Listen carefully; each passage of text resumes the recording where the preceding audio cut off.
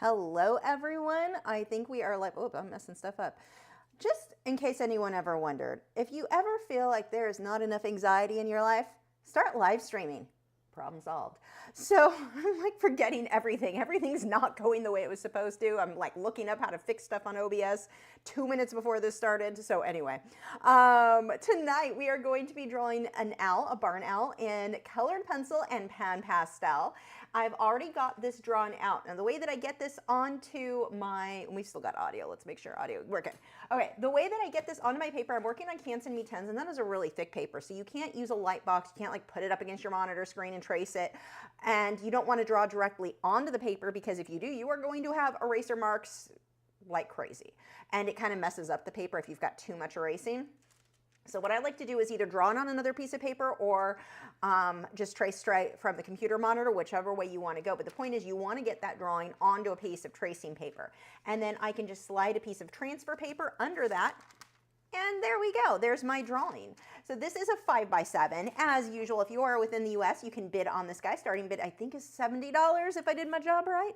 And you can, excuse me, bid on him until the live stream is over. So that is my drawing, and I'm going to hang on to this because if you start to work and you're like, I feel like my eye's a little too big, a little too small, but I'm not sure, or whatever it is, you just put this over the work and check your own work. It's like your own little coach right there, double checking that everything is perfect as you work. So hang on to any, like that is just such a handy thing to have. So that's one thing that doing the tracing and transfer paper method has over using a projector, because a projector, you can't double check your work like you can with the tracing and transfer paper. I mean, you could, but you're not gonna, no one's gonna leave a projector set up as they work. You see commercials or ads showing people painting while the projector is up. That is the most impractical thing in the world. One, you're gonna be in the way and blocking it half the time. And then the other thing is you will kick it as you're walking around. Like I put it on a tripod when I use a projector, and inevitably either me or the dog, someone hits it and now it's not lined up and you have to start over. It's kind of a headache. So, I did forget something. We've got I can't say it. Hold on, Rick. Let me run and grab, I knew I was forgetting something today. Stay. Gibson's already licking his lips. Hold on 1 second, I forgot we'll call them noms, because they don't know that word. They've learned what treats mean, unfortunately.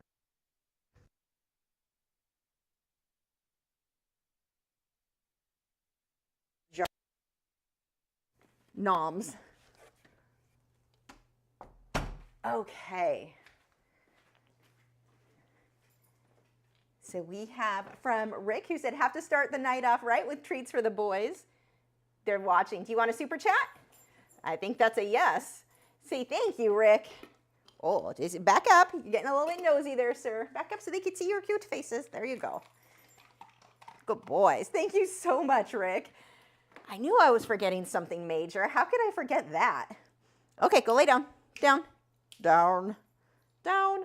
And for those of you who are in on my parrotlet adventures, I have made the deposit on French fry, and I am getting the blue ones. If you look at blue parrotlet, like just normal blue, that is what French fry is going to be. You will be meeting him in a few weeks. So excited.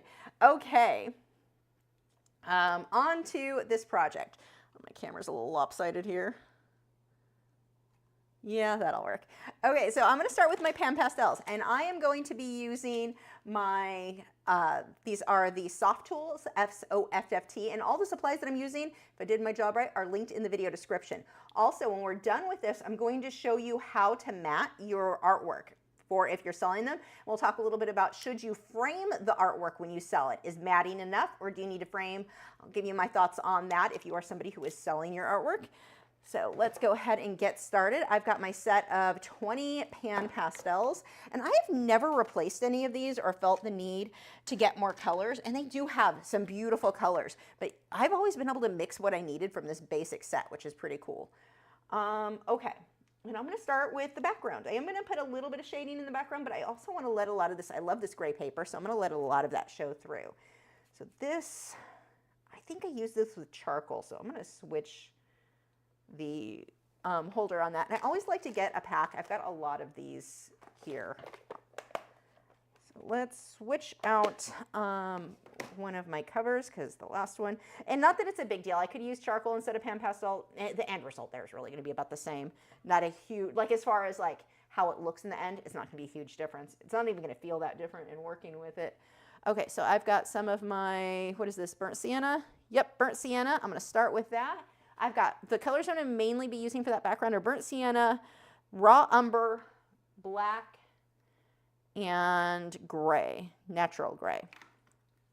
Mostly the natural gray is just to soften the edge between the paper and the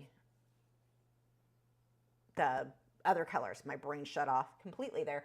Now I'm going to go all the way to the tape. The actual mat cuts off right about here. You're not going to see all of this once it's matted, but I'm going to go all the way to the edge so that when I do put on the mat, is I position the mat perfectly where I want it. If I decide I like it positioned a little more to the left, a little more to the right, I don't have a blank spot that I didn't fill in color. So we're just going to throw that in, get kind of a bokeh look. So we'll throw some color in there. And next, I can even throw a little bit of my yellow ochre. Just get a little bit in there. This is really soft. This would have been a good fall project, actually. Beautiful fall colors here. And now, and I'm just wiping, I've got a paper towel, and I just wipe my soft tool off on that as I'm going. Although, these colors are really pretty much what I want to stay with Al, so I'm going to switch to another one that's dirty.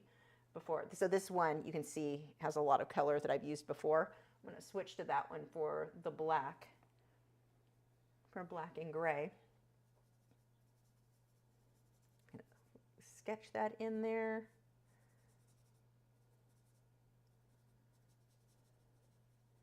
I just want a soft transition, and then I'm going to use the gray right in between the paper so that I get that soft transition into the paper color. But I'm not like putting it super heavy trying to completely cover the paper. If some of the paper shows through, great.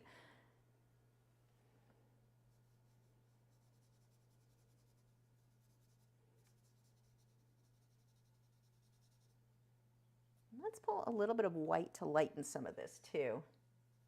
Just a little.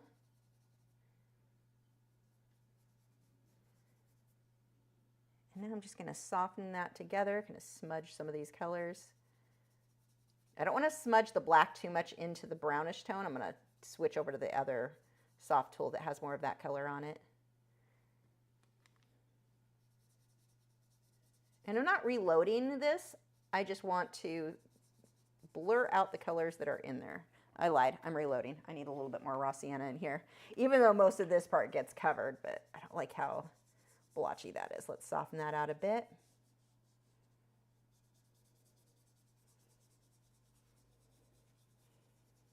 Now, they also make, and I don't have any out, I can use it. It would work really well for this. When you're wanting to blend things and they're a little bit chunky, they're not blending super well with your Pan Pastels, Pan Pastel makes this colorless blender, and just a transparent color. So I'm not adding color as I go. This is really overexposing for some reason. Let me see. There we go. That should work. Okay, I think, yeah, you'll be able to see what I'm doing better tonight now. And I'm just going to load a little bit on there. And it makes it so it's easier to get that soft look. I think I do want to get some darks a little bit darker though now that I'm blending smoothly.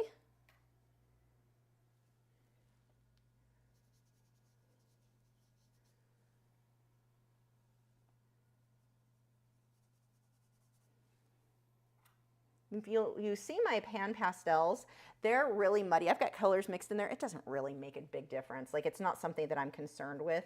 I know some people want to keep everything super clean. I am not one of those people when it comes to most of my art supplies. I'm going to pull a little bit of red oxide in there too. Let's get some saturation in there. Okay, let's go back to the tool I was blending with and my colorless blender. Now, the colorless blender is not something you need, but you can see it gives it really soft with much less work to blend that out softly. But most of the work that I do with Pan Pastels, I don't use the colorless blender. I don't want you to feel like you have to have it. You're not going to get good results tonight if you don't have that one thing. You absolutely are. It just blends a little bit smoother. Actually, a lot smoother, but you can still blend it that smooth. You just have to put in a little bit more work, a few more brush strokes. kind of like how my brush strokes are showing in some of these areas. It's really pretty.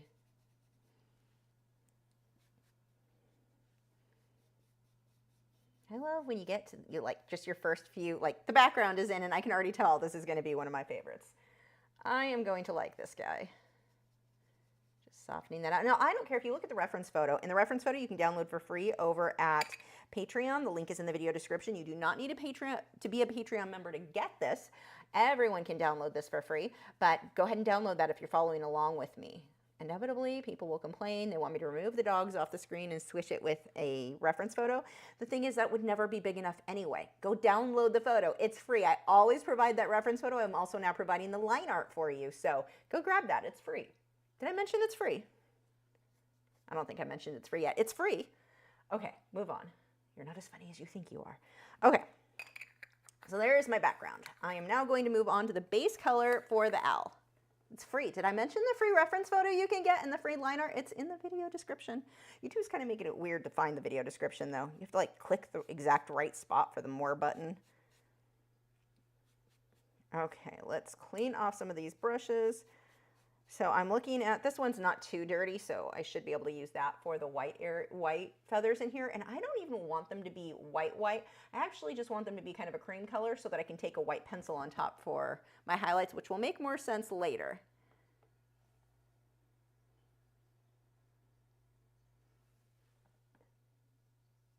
So we've got this kind of cream color. I'm going to go a little bit darker. I'm going to pull a little bit of my burnt sienna into that white. There we go. So it's kind of a muddy cream color. Because if I go too bright, the white pencil just isn't going to show up, and so everything's going to look very solid, which is not really what I want. I'm going to pull a little bit of brown in there too for here. Let that fade out into the white. This has to be too dark for it to work once I start with the colored pencils. So if you're looking at that going, ooh, that is not like, I want mine to be white. I want it to really stand out. It will, just not yet. Okay, we've got more of the, I'm going to use red oxide and my burnt sienna, raw sienna. What sienna? Because I can never freaking get that right. Burnt sienna. Burnt, not raw, burnt. Why is that so hard for me?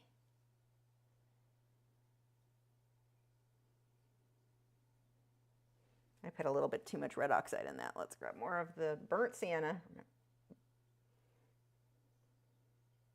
A little bit around the eye.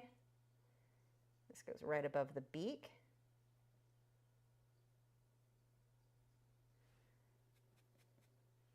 I'm just going to soften that transition right in there. We'll define that better later. As we get out here, we've got to where it gets much darker. So I'll do some gray and some black.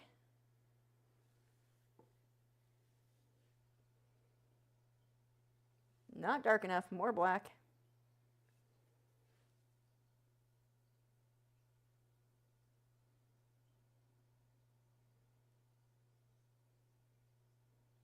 This is another area that's going to feel too dark, but the whites aren't going to show up enough, and that part is in shadow anyway, but we need the white pencil to show up.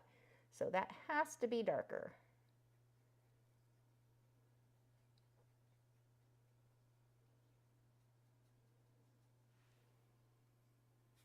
I'm just wiping again. I'm using the same tool. It just wipes off. I'm using a Viva paper towel to wipe this off on.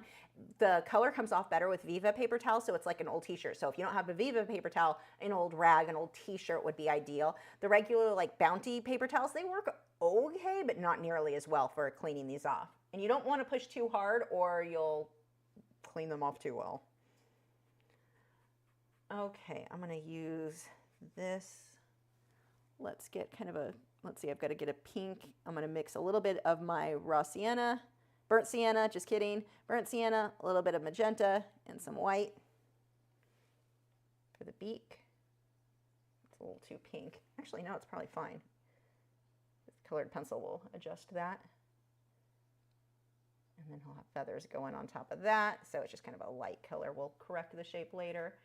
And now I'm going to use this as well for the black for the eye. If you have any questions, leave those now. I'll be answering those after we finish the art project. I'm going to make my eye open just a little bit more than the reference photo.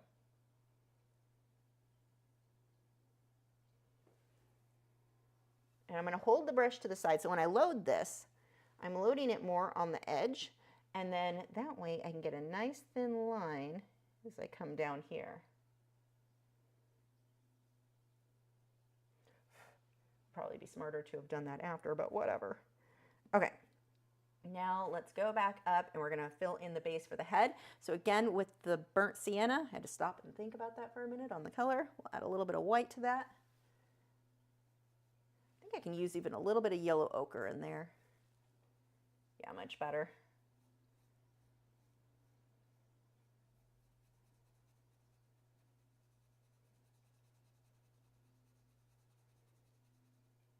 You don't want to layer this on too terribly thick. If you're like caking this on, like, well, cake, this is not cake frosting. If you put too much, it will not take the colored pencil very well later on. I'm even going to pull a little bit of magenta in there because everyone knows how much I like to mix magenta when I'm using any form of the reddish colors, reddish brown or orangey tones. I'm going to mix orange in that too, though, so it's not that red. And look how pretty that mixes in.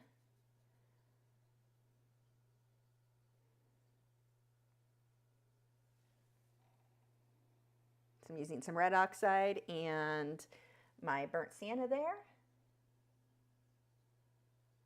I need a counter for how many times I say the right sienna. I think I deserve treats for when I get it right.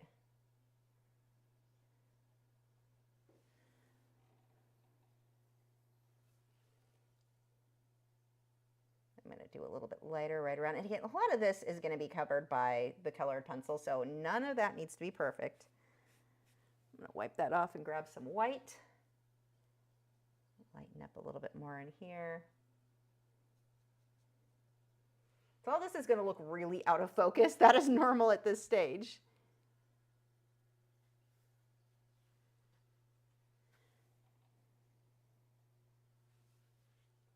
Now let's come through. I need darker brown, and I'm going to add a little bit of black to my red oxide and burnt sienna. We've got a deeper shadow in here, so that's where I get that darker brown. Now this area has a lot of tiny, tiny detail. There's no way I'm putting that much detail in an hour-long live stream.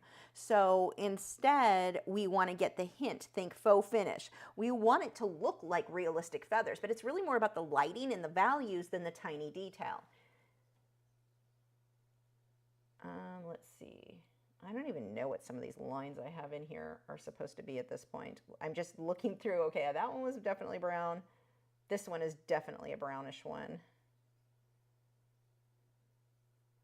And in all reality, it doesn't really matter. Just get some mixtures in there because I don't know what my lines are standing for.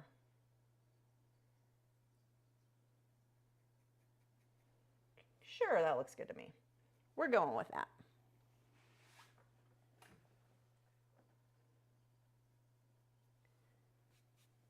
Too much red oxide on there, so I'll wipe that off and grab some of the raw sienna. Burnt sienna. That's going to make me swear. I need a bleep button.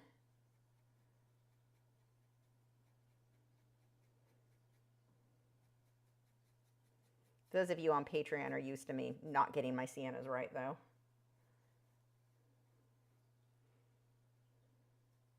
Challenge mode. Figure out which one I meant. Okay, now let's switch over to the gray. I'm going to mix a little bit of black in with that. And I will be putting some speckles in there, so it will get a little bit darker on some of this.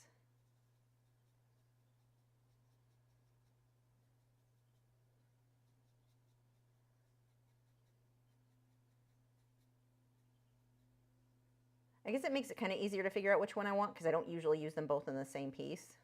Usually it's one or the other.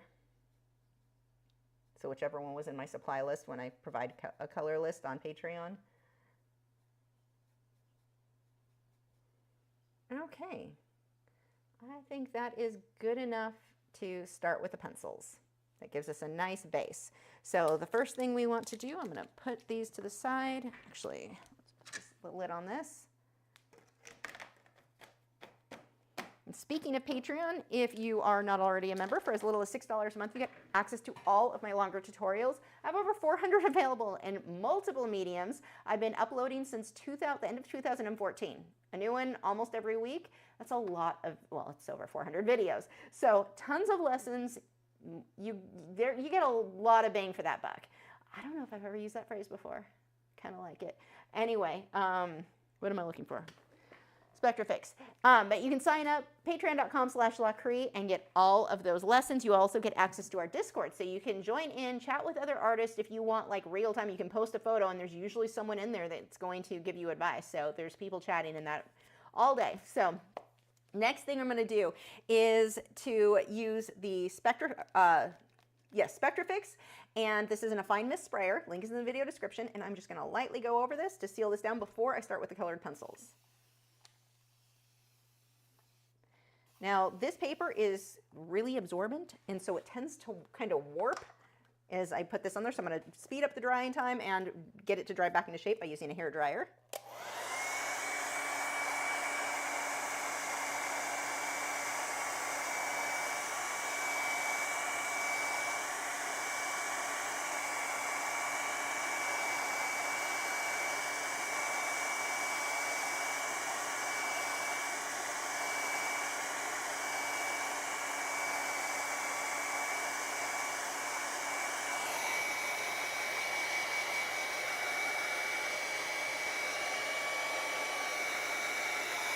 This is just going to help seal the pan pastels onto the paper more so it's not falling off with the colored pencil. It gives the colored pencil a little bit more to grip to, and it helps as far as the pan pastels over the years kind of falling off the paper. That is something that you'll see if you've got framed work with pastels. If they've, and even when they've been sealed, you'll notice a little bit of fine mist or like powder at the bottom of the mat. Even though it's behind glass, it starts to fall off over the years, and it is much worse if somebody is not using something to seal it down. So ideally, when using any sort of pastels, whether it be pastel sticks or pan pastels, as you're working, especially if you're doing a lot of layers, put a layer of this every few layers, because you can go right back over it, but it helps seal that layer down. Now, that's not to say, like, there's never going to be a point when you're working with pastels where you get enough on there, enough of fixative, that if I ran my hand across it, I'm going to have it on my hand. Just not as much as if I didn't use this. So it certainly makes a difference. Now we're going to switch over to colored pencils. So let me put these away for now.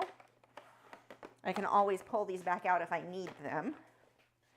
Now we get to work on the details and throwing stuff on the floor behind furniture so I can never find it again, well, until I go and do a deep clean. And then I'll have a happy surprise of stuff I've been missing.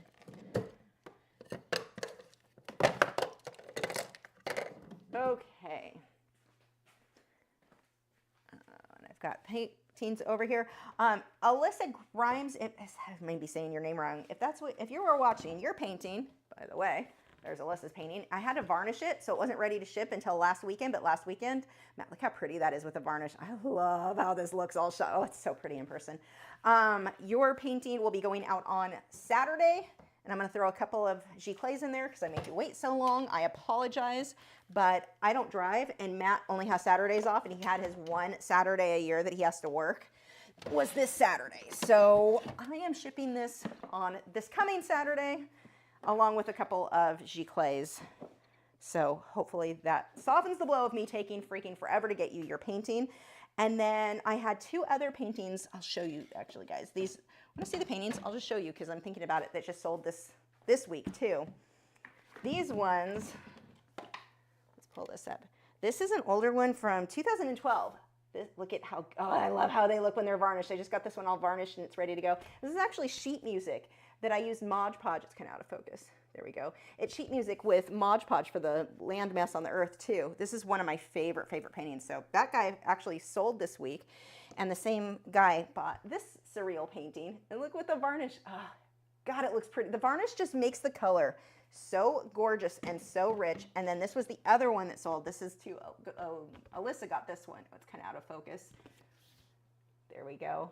Look how pretty. I love this painting. Has been hanging in my house for years. It's been part of my own home decor. So I'm gonna have to find a new one to put in its spot. But anyway, quick little show and tell there of the stuff that sold, and we'll be headed out on Saturday. Okay. Now, let's go on to the colored, oh, I didn't even grab all my pencils. Dang it. I'm missing whatever these ones are. Oof, I'm gonna need a pencil sharpener.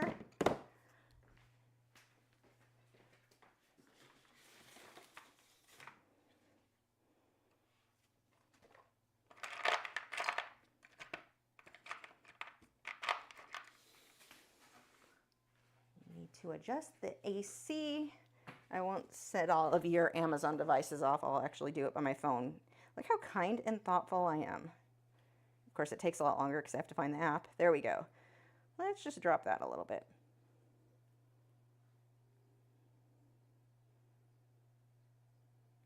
Oh, hold on. Did this send? Just want to let you know that we're hard at work getting your order. We anticipate your order arrive. Oh, my Bath and Body Works lotions. They have a huge sale going on right now. If you are a scented lotion fan, Bath and Body Works has their like twice a year sale, like 75% off stuff. I went crazy, like crazy on their, the lemon pound cake smells so, like I smell like a lemon sugar cookie now. It smells so good. But that one, they were out of them. They were online when I bought it initially. I tried it, loved it, went back to order more, and you couldn't get it online anymore. They're already out of stock, and they're only there for this summer. So I had to go an hour away. Well, I made Matt drive me an hour away on Sunday, and we went and found a place that had them. I bought 20 of those lotions. I am never running out. And luckily theirs don't start smelling like clay like the Body Works. Theirs are crap. But theirs used to be good, but they got really bad. But anyway, these stay good for a long time, and I use a lot of lotion, so yay. But anyway, that was just the email telling me my other order, because I ordered some more watermelon and the strawberry pound cake smell too. And they are going to be coming soon, apparently. So I'm just going through and pulling out a few colors. I'm going to be using purple from Derwent Lightfast. I've got Derwent Lightfast white. Actually, I'm using Arctic because I'm out of white, and Arctic looks exactly the same on this. I'm going to need black, and I want my Polychromos black for that. That's going to be my finest point. I'm also going to use my white Polychromos because I don't always want it to be as opaque as the Derwent Lightfast. Ooh, and so I don't use Caran d'Ache Pablos. I don't like Caran d'Ache Pablos that much for most things. For final details, their white is pretty good. It's a little bit too waxy, but on sanded paper or something like this, it actually works pretty good. So we're gonna grab the white for that. Also be aware that the Caran d'Ache Pablos, not all of them are Lightfast. I know a lot of people tend to be surprised by that because we're used to Caran d'Ache Luminance all being Lightfast. But the Pablos, they're just a little bit too waxy. They're more like Prismacolor Very Thins if you've ever used those, just way too waxy. We also have from Kirsten. Do you boys want a super chat? Yay! Thank you, Kirsten. Oops, wrong button. Where did I put them? I've got too much crap up here now. Hold on. Found them. Okay. I can put this into a much better location. We'll stick that down there. There we go. Because I think I pulled my spleen. Good boys. Thank you so much, Kirsten. Yay. Okay, go lay down, boys. Gibson. No, I wasn't trying to get your attention. You know what you're supposed to do. He just stops and looks at me like, what? You know the rules, sir. You are the slowest race dog ever. This is why you failed racing school. Yeah, I know. He groans. Okay. Now on, actually, let me turn this camera off. You know what I can do? Let me turn this camera off, and then for now, and I'm going to pull up, I'm going to switch that image. Did I save it? I think I can switch that. I do have it with that. So you can't see the whole bird, but we can see part of it here. Whoops, there we go. You can see what we're focused on. Okay.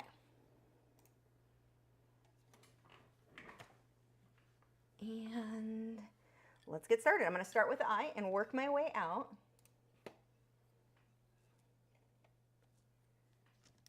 So I just want to make sure that's a nice clean area. And actually, as I look at that eye, now that I'm zooming in, I can see a bit of a brown around it and then the big old pupil in the middle. So let's pull out a brown. I want my Derwent, or yeah, these will work. I'm going to go with my polychromos. And also, definitely going to need kaput mortem. And do I have like a reddish brown tone? That'll work.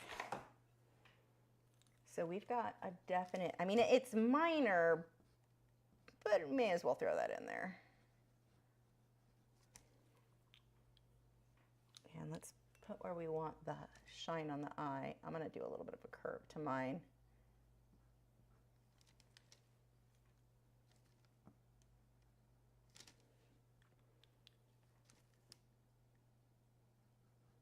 I just want nice, clean edge there. Like I said, I wanted my eye to be open just a little bit more than that reference photo. So just keep kind of pushing that back slowly.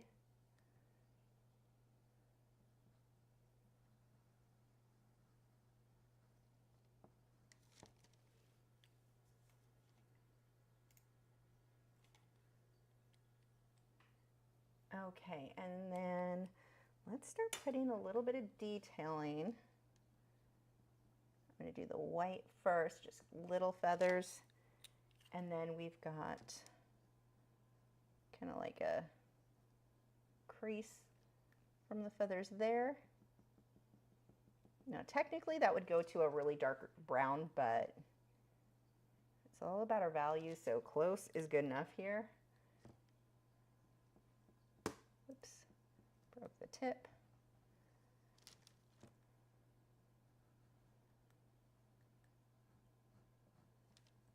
And on this paper, the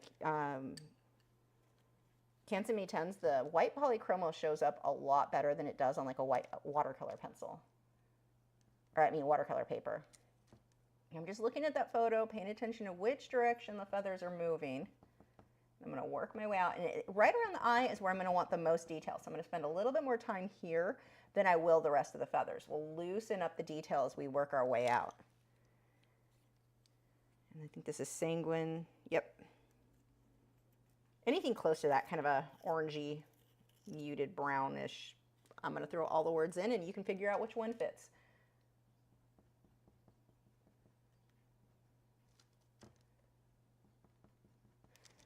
Use my brown. This is Van Dyke brown. Nope, burnt umber. Oh God, there's another umber. Wait, you can't be burnt umber. You're brown. Wait, what were you? That one said it was burnt. They are not even the same. You are not a burnt umber, sir. I don't know who named you. Burnt umber should be more of a reddish tone, shouldn't it? At least based on Pastels. I'm so confused now. See, this is why I can't keep this stuff straight. This is the polychromos. My favorite colored pencils are going to be usually the ones I reach for the most, the ones that I throw on the floor. I reach for those the most, but are going to be my Derwent Lightfast and my Faber-Castell polychromos. My polychromos are the ones I want to use like right now where I want that super fine detail because they sharpen to a finer point. And I'm also going to use them when I'm trying to get more of a translucent look because they're a higher oil-based content, so well, they're more translucent. The Derwent Lightfast, they say that they are an oil-based pencil. In practice, they're somewhere between oil and wax. Like the higher wax content pencils, they all have oil, wax, clay, all kinds of stuff. But the ones that have more wax tend to be more opaque, be a bit more like buttery as you're working with them. Whereas the higher oil content have a tendency to be more, I'm going to use my kaput mortem here, so let's sharpen that. The higher oil-based content or oil content tend to be, they're a harder lead, they're easier to sharpen, they don't blend out as softly, as easily, but they're so good for your fine detail, or if you're doing like a glazing technique, then those are going to be my go-to pencil. I also really like, and I use a lot, my Caran d'Ache Luminance. Those are my main three. Also, the Derwent drawing pencils. Those are amazing. I wish they had more colors with those.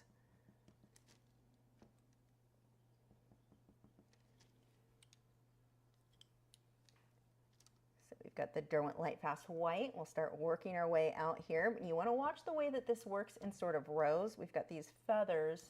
I'm going to do my baseline on a bunch of these for the direction I want them to go.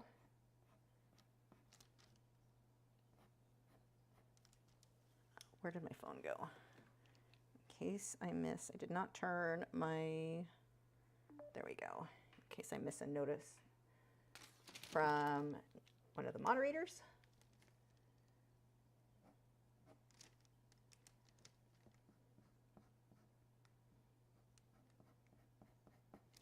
And see how this is curving? So it makes the feathers look like they're coming out and around and they're not totally flat, straight lines. That's very important when you want to make this look realistic. And also, I'm going to define the beak a little bit better now because I am about to lose its shape.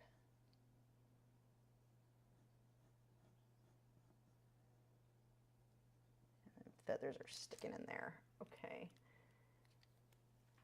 And now I know I can come down further with these orangey red tones. So again, my sanguine and my caput are my main two colors for these.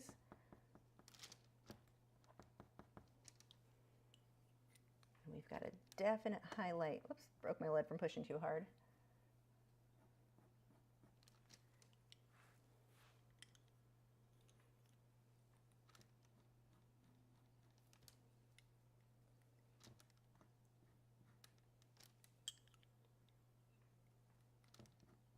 Now I can see better where these little feathers are going to go and which direction they move in. So once I kind of map out the direction of these feathers, let's see, these guys are little and it sticks out this way. So see how right now I'm not focusing on the detail, I'm focusing on what direction do these feathers go right now, kind of getting my general drawing in.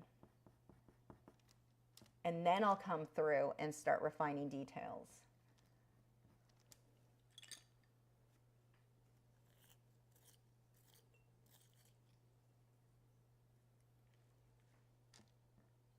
I don't need to push as hard here. I'd probably be safer with my polychromos because this is going to be more translucent and these I don't want to stand out that much.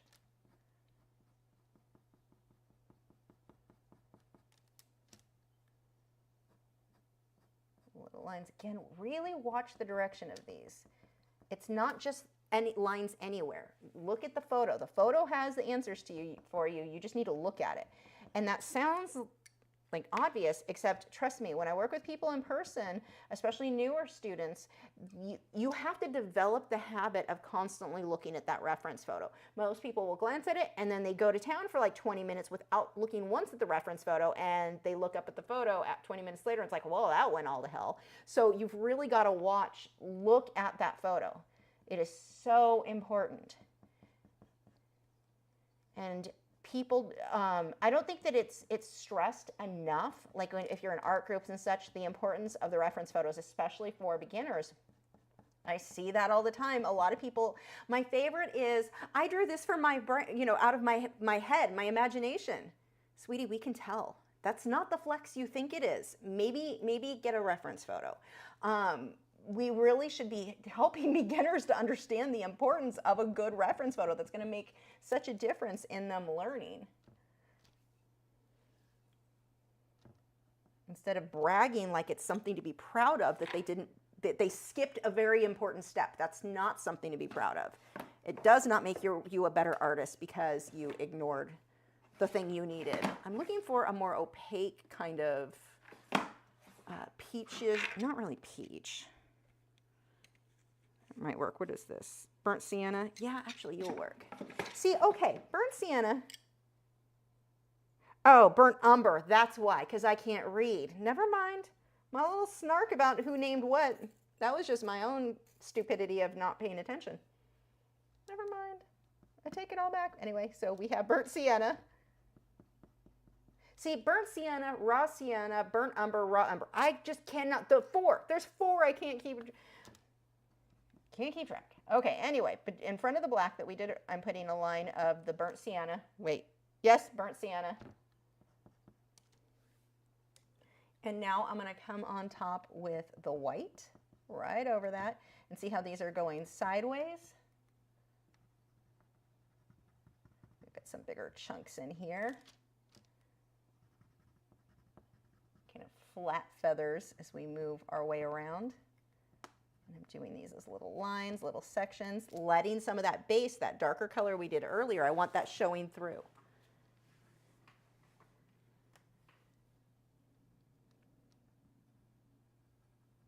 As we get in here, make sure you pick up the brush, the pencil. Don't do this. I was even doing that for a second there.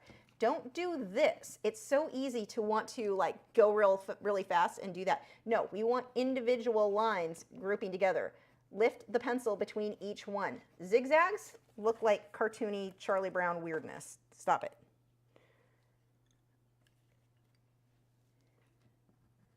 These, see, I did it again, and I have to break it up and go on top of it because I was being lazy. And it's not that you can't fix it, but then I have to fix it. Why not save the time? Just lift the pencil every single brush stroke as you come, or pencil stroke as you go through there. Okay, now as we go through here, we get a lot of these starting to fan out. I need to sharpen this pencil again.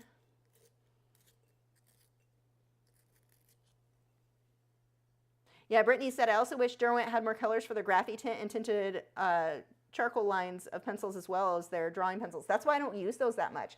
I just feel, I like the tinted, the graphy tint I like. It does give it a cool effect, like this muted effect. So it's not like I hate them or anything, but I don't find myself reaching for them very often because they are so limited in colors.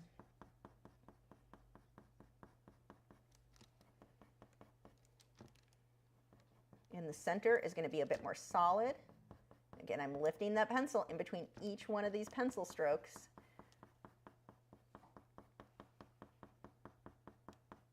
Now you can really see the importance of why we needed that to be a bit darker for that base layer, because the white needs to be able to show up. And I'm using my Derwent Lightfast white here because this one's technically Arctic, but close enough. Trust me, you can't tell the difference. But I'm using that one here because it's more opaque, and I want that. And I'm also focusing like right here. I'm going to overlap a little bit more, make that more solid. So I don't want just straight lines coming out all the way around. Look at the photo, like right here. That's going to be more solid. Let's fill that in better. I have a feeling this is going to be one of those projects that goes until 9:30. We'll see how quick I can do the faux finish type body thing.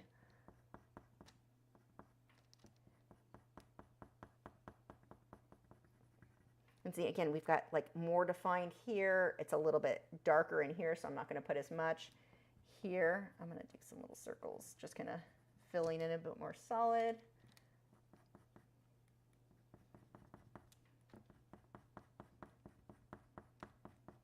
And these ones curve in towards the beak because he's floofing his feathers over the beak.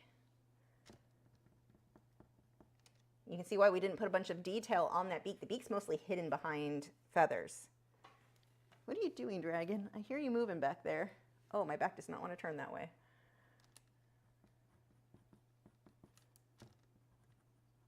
I'm going to push a little bit harder. I'm using Caput Mortem to start darkening this up. And again, I'm focusing. I'm going to put way more time in the head and less time, less detail as I work my way out.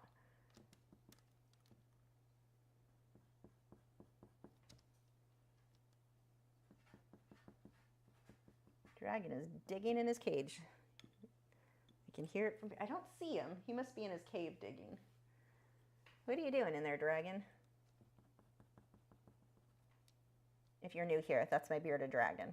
I've got a video showing how I built his enclosure. I did a whole like 3D sculpting thing, which was really cool. Lots of fun. He loves that tank. I can tell he likes it because of how active he is. Like, he's way more active. There's so much more like spots for activities and climbing. I'm gonna darken this up a little bit. We've got some little lumpy guys in here, kind of little circles as it fans out.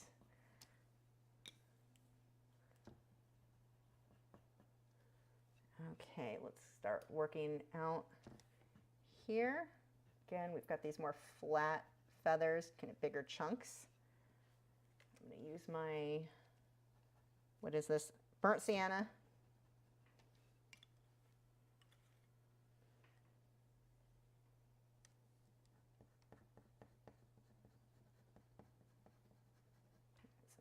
Light right on top of this and on top of the head here.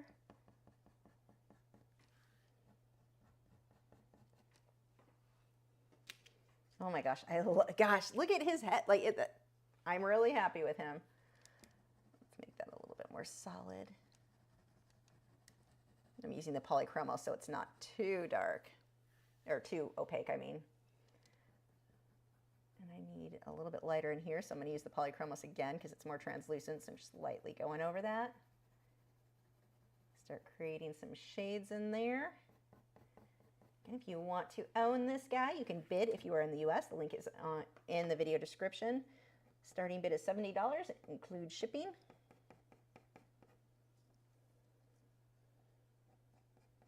People often ask why I don't just use pastel pencils versus the colored pencils. You certainly can, assuming you're not a weirdo like me. I cannot stand the feel and the chalkiness and the dryness of pastel pencils. It just weirds me out. It didn't bother me as a teenager, but as an adult, I just am a weirdo. I'm going to switch because that's not showing up very well, so I'm going to switch to a higher wax-based pencil, which again is the Derwent Lightfast, even though they claim that it's more oil-based.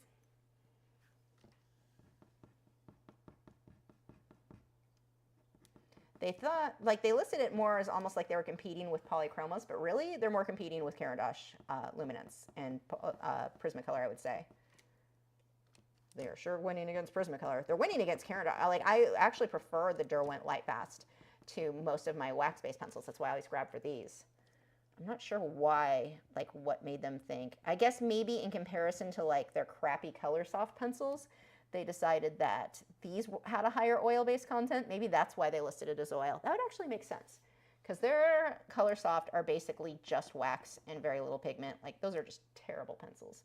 I need this to be soft, so I'm going to turn this to the side and just fill that in a little bit more soft. But anyway, back onto the pastel pencils. You can absolutely use those and get beautiful, beautiful results if you are not weird about the dry, chalky feel of pastels. The pan pastels don't feel like that to me. I don't have any problem with those. That's why I hesitated to use them for so many years. But you know, it turns out they almost have a more oily feel to them, so they don't bother me at all. Like if they get on my hands, it does not bother me. Regular pastels, it's like meltdown level of... And I'm not one to do the whole, oh, I have anxiety. No, wait, okay, I have anxiety every time I start a live stream when I can't find half the stuff and I'm running late. But I'm not like a, oh my gosh, my anxiety type person. Except pastels. Oh my gosh, like, I shouldn't point out what a weirdo I am, huh? But some of you guys understand, I know. I'm not the only weirdo about the dryness. Like, I can even handle charcoal now. I try not to get it too much on my hands, but I do okay with charcoal. I've gotten better at that, just not pastels. And I want to love pastels. I think they're beautiful.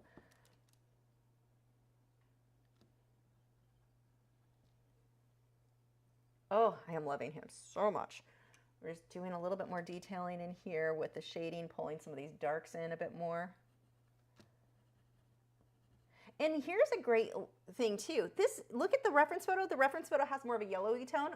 Doesn't need it. It's not about that. It's about, are my lights light enough, darks dark enough? That's what's going to make mine look realistic, not having the perfect color. The color's not that big of a deal. I'm going to use black in here now for some of these little specks. And they move sort of in rows. So don't just put random polka dots everywhere. I don't need them exact to my photo, but I do want to follow the sort of, see how it kind of moves in a pattern of rows?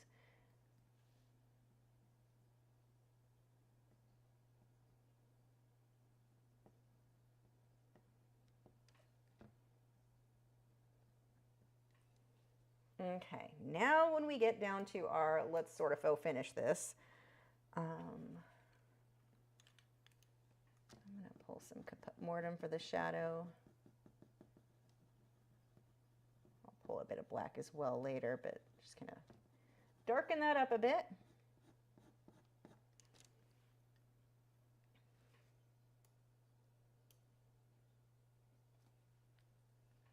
So we've got a much darker feather here. Actually, I'm going to start over here and move my way out from there after I get a drink of water.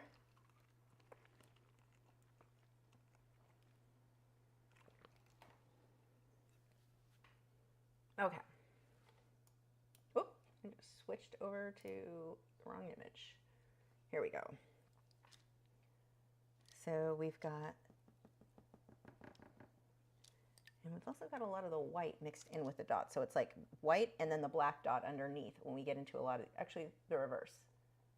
It's white, black, white. So black in the middle is a sandwich of the two white dots. Not so much back here, but as we move down into these gray feathers.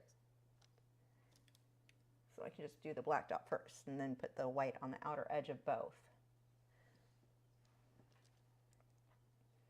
I do not care if these dots are exact at all, but watch that they move in those lines. You do have a pattern there. I at least want to capture that. So now I got my sandwich. There's a sandwich, another sandwich.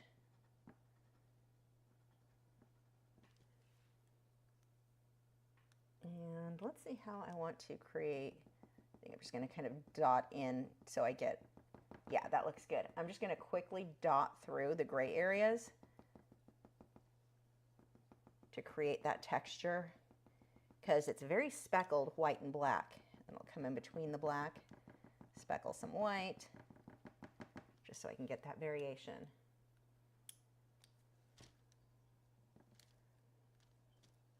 And what's funny is that I think gets completely cut off by the mat. But I don't have to worry about not going far enough out, so there's that.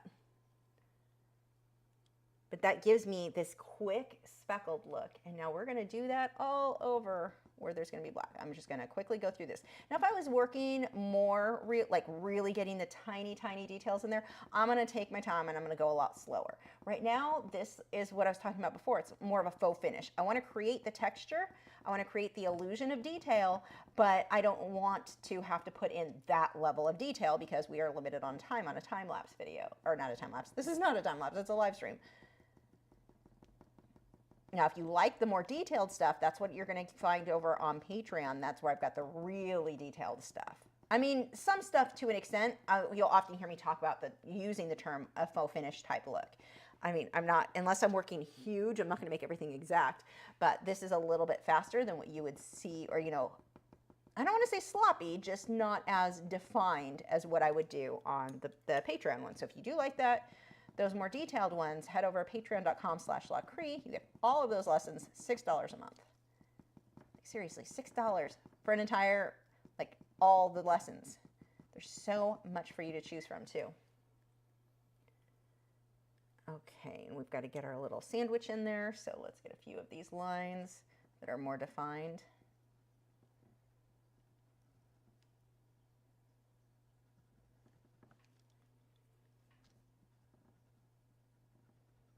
See, the Pablo's white isn't even sticking that well. Yeah, the Derwent Lightfast sticks better than white Pablo. I'm just finding less and less reason for those Pablos all the time. I wanted to love them because I want to love new pencils. I love the idea of new brands and new pencils to try, but it is not, there are not that many out there that I really like.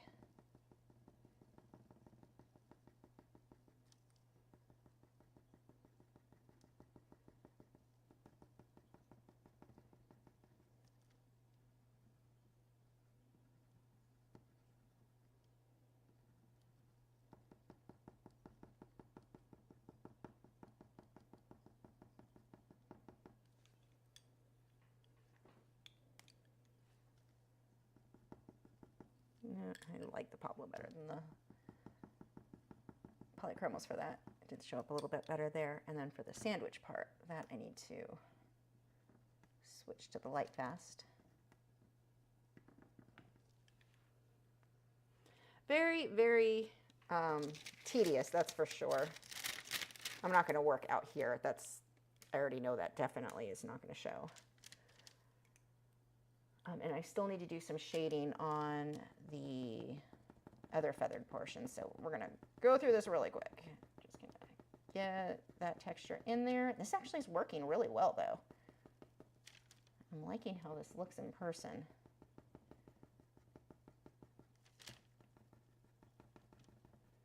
We're creating the illusion of a lot of detail.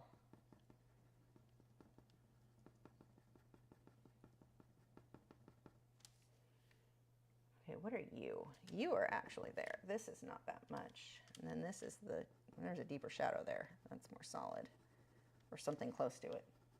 It's gonna be that way now. Push a little bit harder on that. And then let it fade out. Let's get the look of some of those feathers that way.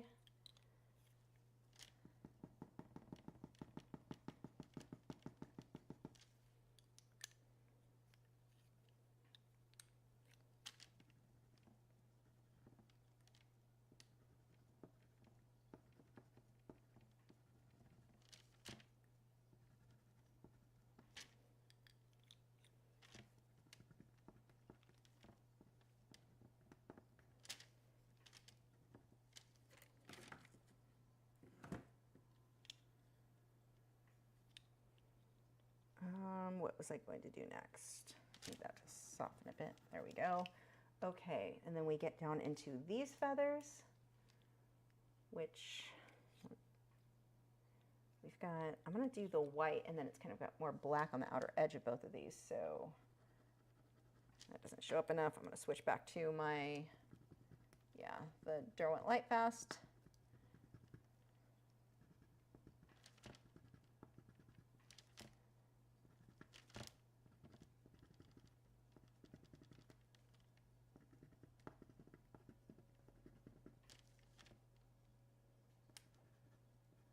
Some light feathers. We'll just throw a little bit of shading there.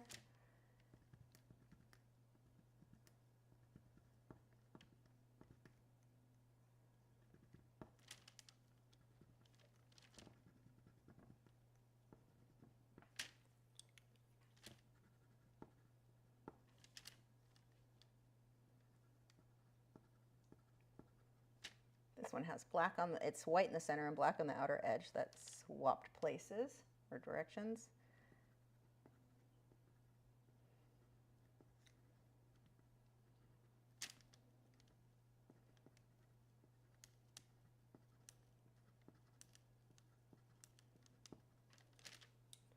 I've got a lot of shading to do in here too. So much repetition. This is where I really like having an audiobook or something like that to listen to. That really, really helps when you're doing something that is this tedious. Okay, this is the, what was that? Burnt umber.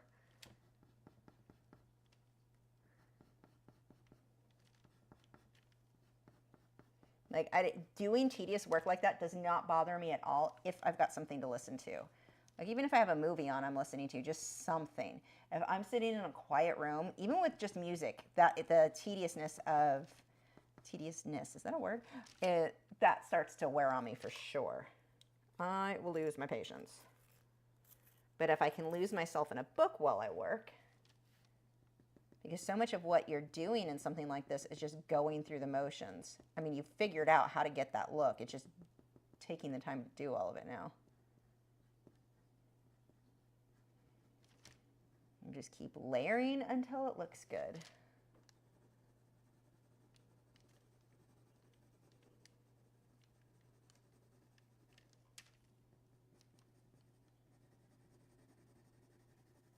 And I can soften this out, pull my pan pastels out and soften that by going right over some of this. Because right now it's a little bit more grainy gritty than what I want for that shadow. And that is a very easy fix with the pan pastels. So I'll grab those again before I'm done. And the Spectrafix you can put over the colored pencil too. So like before, I'll have to spray it one more time if I go over that with the pan pastels.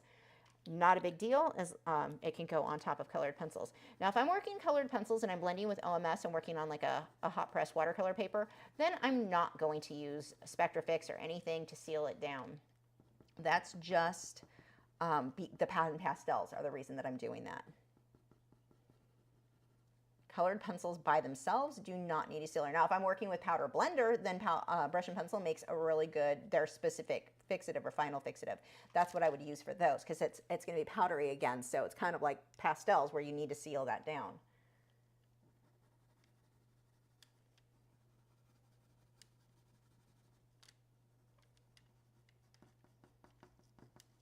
Just breaking this up in here, letting that fade.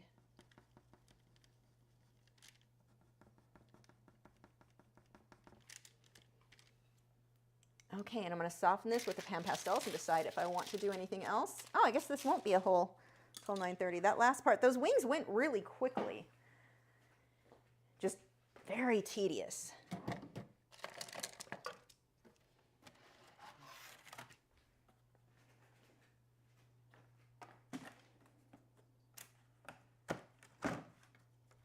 Okay. Where do I want to put this? So I'll just pull this over on my lap for now. I'm going to mix a bit of raw sienna, no, burnt sienna, and brown, and I'm going to go right over that just to soften that out a bit. Let's pull a little bit of black in there too. Actually, red oxide and black would probably be good for that. Yeah, that gives me how dark I want it to be. I can pull that into a few other areas in here to soften it down.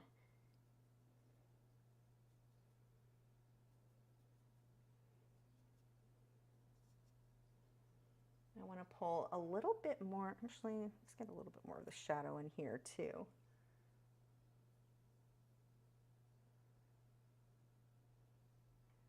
And where else? It gets covered, but we'll just put the shadow down there just in case. I'm going to pull a little bit of a shadow in here, just in my little just in case thing as well, just in case anything peeks through the mat, because I want that faded out. Okay, I'm going to do a few more details, and then I will show you how to mount this.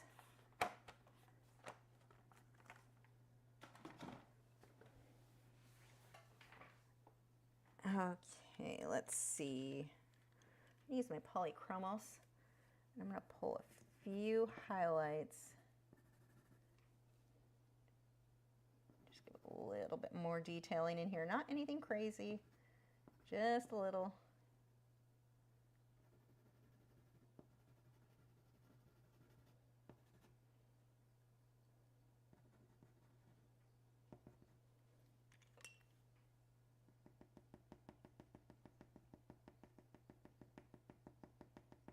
More tedious little lines. It's worth it though. If you're ever just kind of like, ugh, why? When you step back and look at it, it is so worth it.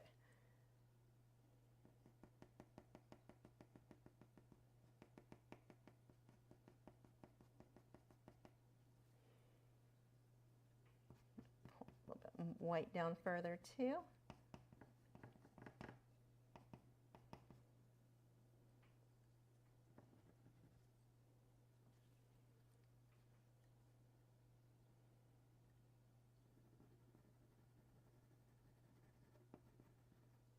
Deepening up the shadow in a few of these areas, defining a few clumps of feathers.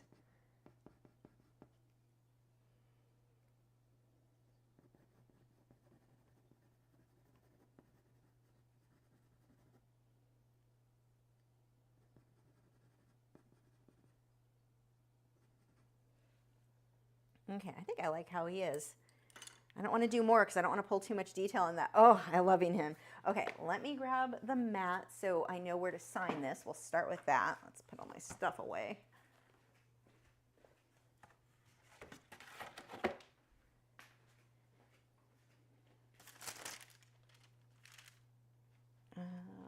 Where did I put the mat? I know I brought it in here. Oh, here it is. Okay, so I first need to figure out where that mat is going to sit so that I know where to sign it. See what I mean? Look how much of that gets covered. So I want to make sure I'm signing it where it will show.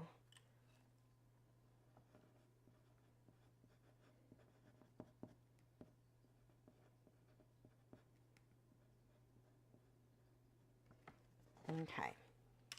So now let me clean up my mess over here, put my pencils away so I can show you how to mat this. And the link for the mats that I use are in the video description. I've linked the 50 pack. That's what I usually buy. I don't remember how much, well, I couldn't tell you anyway because the whole Amazon affiliate link, you're not allowed to list or mention prices.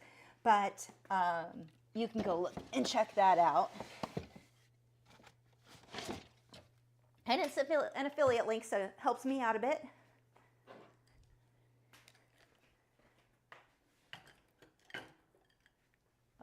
What do I need? Tape. Not that tape. That tape.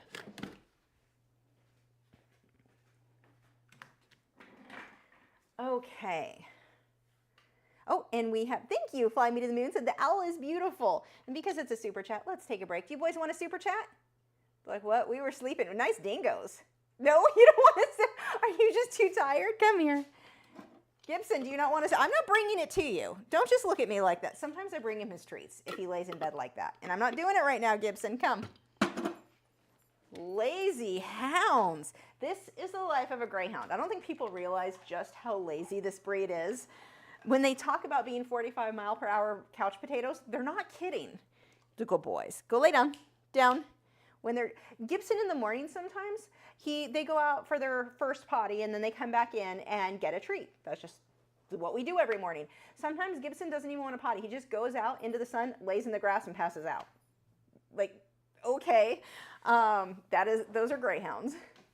Okay, so next I want to show you, we'll have to set this up really quick. Nope, that's the bird, and you can bid on this. Link is in the video description. Let me get the tools I need. So the pack that I linked you, excuse me, in the, I'm missing tape. I need one thing of tape. The pack that I linked you in the video description comes with the mat, the bag, and the board. And that is important when you want your work to look really nice if you're sending it. So we've got the mat, the backing, and the bag to put it in when it's all together. Oh, whoops. First, I need to do one light mist of my Spectrafix. Since I did go over it again, and let's take the hairdryer to that.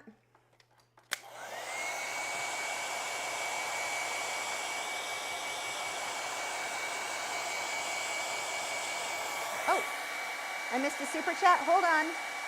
Let me scroll. Did I? How far back? Oh, I did. Oh my gosh, Deborah, thank you. I'm so sorry. Thank you so much, Deborah, for the super chat. I did miss that. Boys, you have a super chat from Deborah. Wade's not wasting any time. Gibson figured out I wasn't going to bring it to him. Yeah, lazy hound. Do you think I'm just going to deliver the treats? He's like, well, you do most of the time. Yeah, huh? You can just stay in bed and have them brought to him. Thank you so much, Deborah, and I'm so sorry about that. Okay, go lay down. Lay down. People think you're starving. Okay, so now, next step is to, whoops, not that camera, this camera, to take off the tape. When you take the tape off, never, ever, ever pull it in like this, that direction to the artwork. That, if it rips the work. We always want to pull away.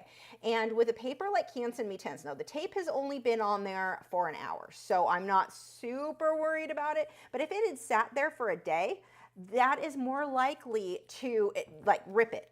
The longer the tape sticks on, no matter what paper you're using, the more it starts to bond itself to it. And I don't know the science, so bond may not be the right word. It just sticks more and is more likely to tear. So we want to do that super slow and always, always, always pull away from the artwork. So if there is damage, it's minimal. And if it sat longer, take a hairdryer to it, heat it up, and that will also help to loosen up the tape so it isn't as likely to rip. Okay, this is really pretty. You can still bid on this guy, $70. If oops, I just turned off a light. Which light did I turn off? If I end up putting this on my website, I'll probably list him for $200, $250, right around there. So you're getting a huge detail if you want to bid on him tonight. Okay.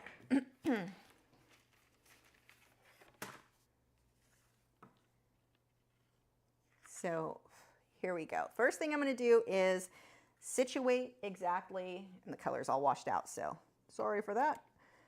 I want to situate where I want this to be, over a little bit, right there. And now I'm going to pull this down so I can grip it and flip it over, make sure it's pretty straight, double check, we're good. And now I'm going to take an acid-free, this is a pH neutral, you can see the marking on there, it's all your pH neutral stuff, we don't want to use a normal masking tape because that will start to deteriorate the paper and cause yellowing and all kinds of issues. So we definitely want to use pH neutral tape.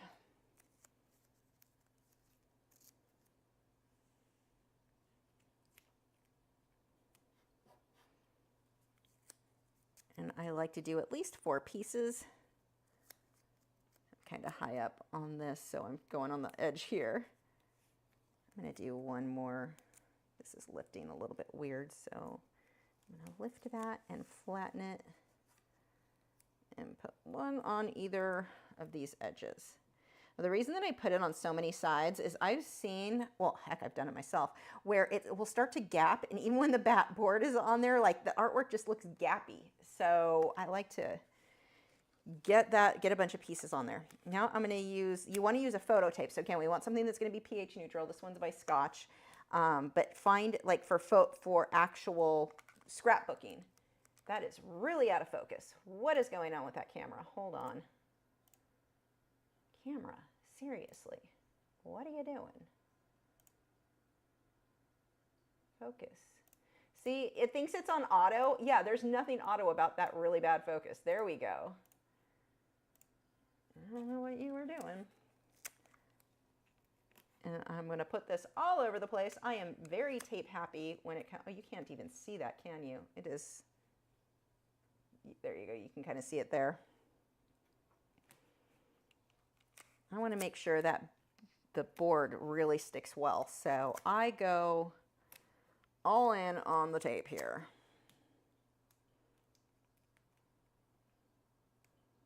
I don't like when that touches the art though. I'm going to rip that or get scissors. Do I have scissors in here? I don't think I do. I may have to go grab some because I want it on the top. I guess I could use an X-Acto knife.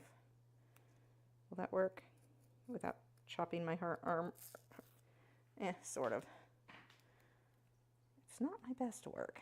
Let me just trim this. Because I was too lazy to go get a pair of scissors. Hey, it works.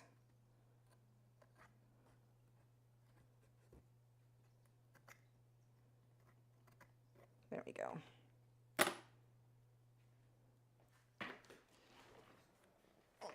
Let me reposition myself here.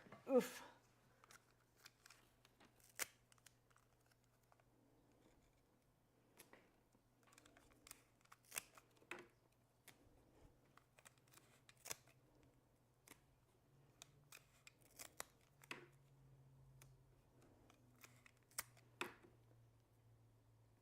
Okay, now we get to go through the fun, talking about tedious, we get to now remove all the backing off this tape.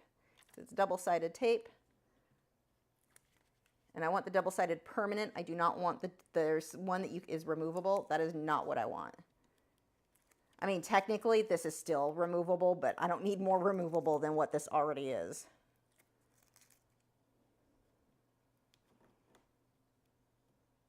Yeah, years ago, I mean, by years ago, I mean in the 90s, I had used regular masking tape, I used regular Scotch tape, all that on art, and it's so crazy to see how much it yellows any of the artwork where it touched. It's pretty severe. Okay, now we're going to take our board, and we're just going to line those up. Make sure that fits nice. And just push around the edge. And look how much nicer this looks than just sending someone a piece of paper. And if you send just a piece of paper, you, well, it just doesn't look as nice. But like, these end up costing me only a couple of dollars each. It's not expensive to put your work in a bag and board like this. And it looks so, actually, let me show you on the other monitor, or this one. Look at how nice that looks. Like it's actually, it looks like a complete piece. Well, it is a complete piece now. They can just pop this, whoever wins this or buys this when it ends up on my website, can just pop this into any standard 8x10 frame, behind glass, done, ready to hang. And then we're just gonna pop it into, we've got our bag. We're gonna stick that in there. Done. Ugh, I hate this tape, the backing of these, anyone who collects comic books really understands the Frustration, this stuff ends up stuck everywhere in all the vacuum cleaners, on all your feet. Like, it just ends up everywhere. You always find it stuck somewhere. Okay, and now there he is, complete. He's all matted. And so again, see how much nicer this is than selling somebody, just handing them a piece of paper of the finished artwork. So whenever I can, I want to mat the artwork. Lily, if you're watching, I need to send you your collie. I've got the mat, I just haven't matted it and I need to ship it. Maybe I'll do that tomorrow because I've got a bunch of stuff to pack and ship. So anyway, yeah, there we go. There is the finish. And look how nice, I mean, even on the back, the tape, all that mess you saw me make of the tape, you don't see it. It just looks so clean and professional. And it does not cost that much money. Not compared to, I mean, when you consider how much better it looks when you do something like that, it's fairly inexpensive for the results that you get. Okay, so now we have questions. Let's see, we've got, and go ahead and leave your questions now because we've got 45 minutes to kill if you want to talk about whatever with art. Let's see. Eagle, who used to be Python, said, how do I glaze an oil painting a bunch of times? I want to get that super luminance effect on my paintings, but I don't know how to glaze over a painting when it's already how I want it to look. What? It sounds like you're creating a problem that doesn't exist. So your painting looks how you want it to look, but you don't know how to glaze it more to make it, what? Someone make that make sense. In general, when it comes to glazing, you can just keep glazing. Like, it's no big deal. Keep layering, and yeah, you just keep using translucent colors. And then in my case, whatever mixing medium you're using, I use liquid so I can keep glazing as many times as I want to. But I don't know how to glaze over a painting when it's already how I want it to look. Then why would you glaze over it? Like, if it looks how you want it to look, it's done. I don't. You changed your name. You got all weird, asking weird questions now. I don't know what's going on with you. Deborah said, is Inktense on the smooth side? Yes, I work on the smooth side. I used to work on the rough side when I did charcoal or pastels so that it would stick better. But then I realized with Inktense and with those, especially with pan pastels, sticks so well anyway, I can work on the smooth side and I like the results even better. And it works either way though. Let's see. Steele said, your sold paintings were beautiful. What varnish do you use? I use, I don't have it over here. It's down in the thing. Liquitex High Gloss Varnish. I use 2 to 3 coats of that to get that result. I like super, super glossy finish on my acrylic paintings. Makes them look like oil paintings and it takes the color. So I use Liquitex Basics and it has a matte type finish. It's not really matte, it's like semi-gloss, but it's more matte. And the colors look dull when they're dry. That's one of the complaints a lot of people have with acrylics. Well, you put a gloss varnish over it and it brings those colors back to what it looked like when they were wet. They look beautiful. And it's so funny because two of those paintings, well, especially Awake with Angels, the ones with the sheet music. I've had that painting, God, it's over 10 years old, 10, 12 years old now, something like that. It was done to go with a song for a band I was in. It was like the main song of off that CD. So that was the painting that went with that. And I'd never varnished it. And when I varnished it and put the final varnish on today, oh my gosh, it was really exciting to see how it looks so good. Okay. Patty said, can I use pastel matte paper instead, or is there a reason you use Inktense paper? You can use pastel matte. I just never have. I can't tell you what the results are going to be with pan pastels. I don't think I've used it with that. Maybe I didn't. I don't remember. That is possible. But I don't think I have. But it should, in theory, should work great. I think it's a lot more expensive. Lori said, what is the difference in polychromos and polychromos, luminance, and Derwent? So that I already explained during the video. I think I already covered that. But essentially, they're listed, the polychromos are listed as an oil. I said that and I make it sound like you're asking me questions I already answered. It's just that the questions get added. This is a me thing, not a you thing. But stop. Oh my gosh. My app just had a tantrum. There we go. But in short, polychromos are going to be your oil base. They're a harder lead. It's more translucent. Great. My favorite for fine detail. Or if I want to do like a glazing technique. My Derwent Light Fast, those are going to have more wax in it, even though they're listed as an oil base. I think they just have more oil than their other pencils in their lines. But it's technically still got more wax than, say, polychroma or Derwent Light Polychromos, yes, that's the word I'm looking for. Words are so hard. So they're going to be more, they're actually my more opaque of my pencils. And then you've got Caran d'Ache Luminance are listed as a wax base, and they're also going to be more opaque. And choosing between those two, the Derwent Lightfast, I like the way those blend out with OMS better than anything else. Those and Derwent Drawing blend so nicely when I'm going for like a bokeh effect. They're very opaque. I love that about them. I wish there were more colors, but they did come out with more colors. I just don't have all of them yet. So yeah, I think that's it. I think that gives kind of the general breakdown. I mean, I already went over it, so I don't want to keep boring you guys with me rambling about it. Eagle, aka Python, who makes questions that don't make sense, said, I'm doing a hyper-realistic piece, and I have a few super thin point rigger brushes, but I can't get the thinness I want. I'm using the very tip of the brush, but I can't do the micro detail. It's 8 by 10. Well, that's your problem. Hyper-realistic, I would never, ever do a hyper-realistic painting as an 8 by 10 unless it was a macro, like close-up of, like super close-up of an eye, like super close-up. There is no world. You're setting yourself up for a failure. I'm not saying your painting's not going to be beautiful. I'm saying if you're going, so if you guys aren't aware, you've got hyperrealism is the level of detail where you look at it and it looks like a hyper, like, well, a super detailed photograph, high definition photograph. Photorealism is one of those at a distance you're like, oh, it looks like a photo, but then you can tell it's a painting though. That's what I do, is photorealism is my preference for most things. I mean, I do some other styles too, but photorealism is where I go.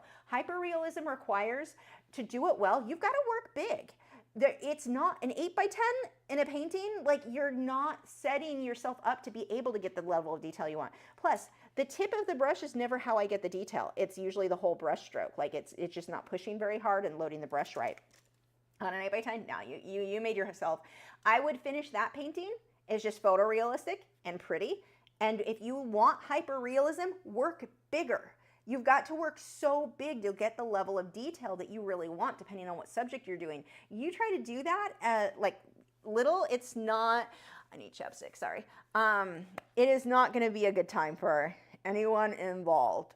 That doesn't mean your painting's not going to be stunning. It just means it's not really likely to be technically hyper-realistic. The only people who are going to do hyper-realistic at that at an 8 by 10 are people who do miniatures, who that is what they specialize in. So it's possible. I don't know why you would give yourself that much of a headache though. Yeah, you want to do hyper-realism, you're going to work bigger and you're going to spend 2 years on it. Maybe a year. Brittany said, I was taught to use reference photos and sometimes written step-by-step instructions with images and or photos at every step of the written down step-by-step instructions in my 12th grade public school art class that I got to take for half of my school day. Wow, half of your school day. That sounds awesome. Then I learned about using real objects in life as reference for my art in school at a 2-year and then a 4-year college. Yeah, all of those methods work. And there are people who will say that working from photograph, it does use a different part of your brain. It is a different skill technique than working from life. It absolutely is different. But there was a video I was watching and they present themselves as being these experts. Like, if you ever work from a reference photo, you will ruin yourself and you're never going to be able to work from life and blah. And it's like, wow, you pulled that right out of your bum, didn't you? That is absolute crap. Oh, which makes sense because they pulled it out of their bum. Oh, everything makes sense now. But yeah, no, we're not, that's not how it is. They are two different skill sets. Like, it is different to work from life versus working from a photo. But if you work from a photo, that doesn't mean you can't also work from life. That's hilarious. I don't know if those people, I don't think they still make videos. If they do, YouTube doesn't suggest it anymore, probably because they pull things out of their bum. But yeah, no, YouTube suggests a lot of things where people are pulling things out of their bum. I should stop talking about bums. So anyway, yeah, it's good to be able to do both. Without the bumps.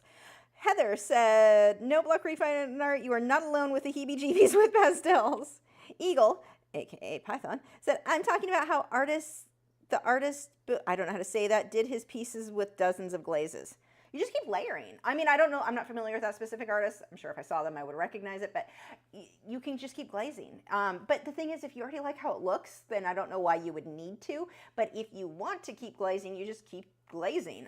You're just still using translucent layers thinning it down with your mixing medium. Now, I would not, when you do the glazes, I don't like doing glazes with paint thinner. That is one thing. When you're working with oils, some people will. The problem is you're going against fat over lean at that point. You're putting a thin down with paint thinner on top of thicker layers where you've thinned it with oil, like they're thicker layers. They're higher fat or whatever. So don't thin it with paint thinner if that's what you're doing. Some people do that. That can cause issues with the way that it dries, and it can cause because the top layer would dry faster than the thicker fat layers, it can cause the fat layers to start to crack because the top layer is drying too fast because it's paint thinner. But if everything, for me, I use liquid in everything, and all my layers are about the same, so it's not something I have to really worry about. Everything's got paint thinner, or not paint thinner. I don't paint with paint thinner. I wash my brushes with paint thinner, but I thin my paint with liquid. And so they're all about equal, but I also use that to glaze. So I can just keep glazing as much as I want to that way. So that would be it. But if it already looks how you want, I'm not sure, like I can't fix the fact that you already like it, like how to know how to do it when you already like it. I have no solution for that because you already like it. But I am a huge fan of tons of glazes in my work. And no, that is not a stupid question at all. Like, I just didn't understand what you were asking. We just needed to word it a little different. Eagle said, I'm sorry for asking stupid questions. No, I'm so exhausted. Trust me, I get it. Also, I changed my name because I got sick of being a snake for so long, so I changed it to the next favorite animal. You know, the funny thing is, though, me keep continuously saying AKA Python, it's how I remember who you are. So it makes it easier for me. Also, I don't think there's any bids on this guy yet. You can get quite a deal on this guy. Starting bid is $70. Look how pretty. Oh, I'm really liking him. Yeah, he'll probably be put up for about $250 on my website if he doesn't sell tonight. So if you are even thinking about it, tonight is the night you would want him. Link is in the video description. Raven D said, went from a nope noodle to a murder bird. That's funny. What else do we have to talk about? I'm trying to think, was there... Oh, I wanted to talk about, how do you know should you frame your artwork when you sell it? I do not. I mat my artwork. I put it in this because this looks complete. This is lightweight. The black mat is going to go with anyone's decor. It's not expensive if they want to change it out. But the reasons that I don't like doing frames, one, I will never, ever, ever ship a frame that has glass in it because that glass breaks in shipping, and we've seen what UPS and FedEx and all of them do to not that I use FedEx for shipping stuff, but what they do to your package, like there's no way I'm putting glass in there. And so right off the bat, the only thing I might do that with would be an acrylic painting. And I do have some acrylic paintings for sale on my site, I think, that do still have the frame because I already framed them. But the problem is those frames, they get damaged. They get damaged over years from just being moved from like my apartment to my house. If I take them to an art show, frames get damaged. They get damaged in shipping. The artwork is much less likely to be damaged. And so I don't love selling work with that because, one, it costs a lot of money. Two, I have no idea what type of frame is going to work in that person's home, and that's something that has to be considered. I mean, this is going to go with their decor. So while I may choose a frame that I think looks nice with the art, I usually play it safe and just go with a black frame. I don't know if that style works for them. I mean, the frame that I've got on my lion, the surreal one with the coral as his mane and the fish around him, it's a really elaborate frame. I love it. It doesn't go with a lot of people's decor, though. That wouldn't be one I would want to sell. Plus, that frame makes that painting weigh, not that painting's for sale, but I mean, that frame's got to weigh 20, 25 pounds just for the frame. So it's not, there's so many reasons. And if I shipped it, the frame would be what got damaged, not the art. Although the frame getting damaged could damage the art. So I don't sell work with the frame. Now, if somebody is local to me and they hire me for my tax lady, I'm doing a painting of her horse. So when I go get the photos, the schedule works out for that. But if she wants a frame, I can have her, I can look at her office, see what would look good in it, and have her choose something and then just add on the cost of the frame, to the overall piece. I'm delivering in person, so it's not as likely to be an issue with damaging. But if I'm shipping work, I do not ever frame stuff, and it's never, ever, ever with glass. But as far as other shit, let the buyer pick what they want. A mat is one thing, and I think a mat is really good because if you don't mat the work, the mat would be paper. watercolor paper, cans and MeWe paper. If you don't mat something, you're selling them a piece of paper, and it's just not as impressive when they open the box. It doesn't matter how good the artwork is, it will always look better in a matte, and it doesn't cost that much, and it's lightweight, and it's not gonna hurt. Actually, if anything, it protects the art because I've got the extra board on the back. So I think is a good idea, but an actual frame, like a heavy open frame or anything like that, I don't like shipping. I avoid that whenever possible. Let's see.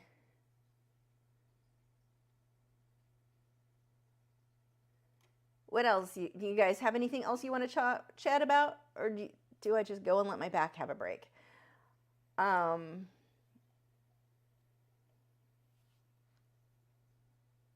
got nothing. I'm working on right now for Patreon. I can actually show you.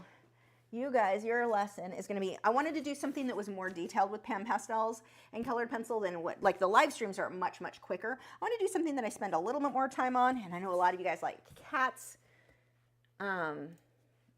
So I've got a brown tabby that I'm going to be doing. You can kind of see he's all drawn out and ready to go. So I'm working on that one for you guys. Will be up, it should be up next week if all goes well. You never know with how my health has been going lately though. Well, it's getting better. Trying a new diet, new elimination diet, and I am definitely noticing a difference. So that is encouraging. I mean, you always feel better on an elimination diet anyway. So whether it's because I'm eliminating the things I think that are helping me, I don't know yet. But that's going better, except for one of the things in the elimination diet, I have to get rid of coffee and tea. So I have to slowly back off caffeine so I don't go through major caffeine withdrawals. I've cut it in half. It's 1 cup of coffee a day. I'm working on that, but I also had to stop taking ibuprofen because it turns out that can aggravate. I'm trying to do it like avoid things that increase histamine because it seems like I'm having an allergic reaction to a lot of stuff, which could also be making me tired. It's a whole thing. Anyway, I'm not going to bore you guys with it too much, but that also means no ibuprofen, which is what I take as a painkiller for the ankylosing spondylitis, my back thing, the whatever the arthritis is in my back. So yeah. I'm going to be more wiggly. Like my back is definitely not pleased with life right now. So if you see me wiggling weird, now you know why.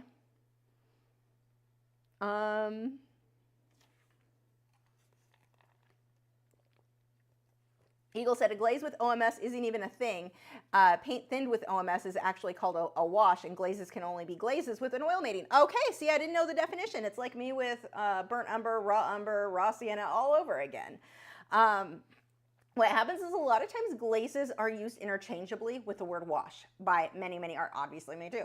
I don't typically use the word wash. So no, you are right. It is a definition different thing. And I've seen people do it though. That's the thing. I've seen people thin paint with paint thinner as a glaze.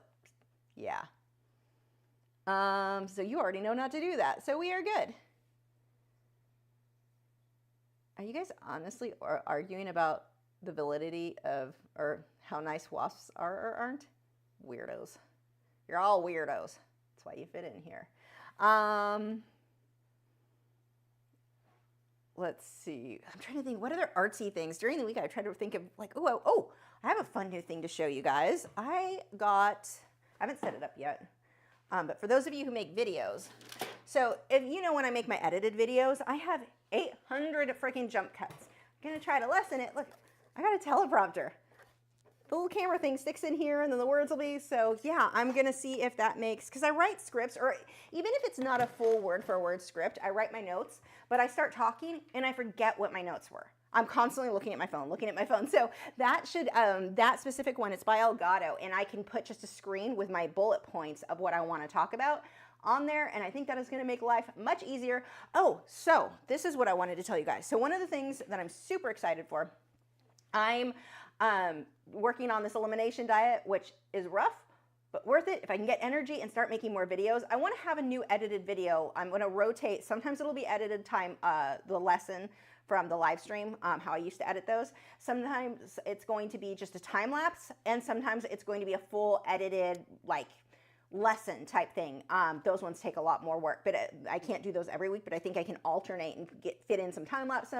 Yeah, so anyway, I'm all excited. That's why I have to get my energy up so I can do all this, but I'm super excited to try this so I can have my notes like right in front of my face as I'm recording, which is going to be so nice. We've got, I'm going to be including, I mentioned this last week, French fry. I can pull up the photo actually. Hold on. You guys want to see what French fry looks like as of like a week ago?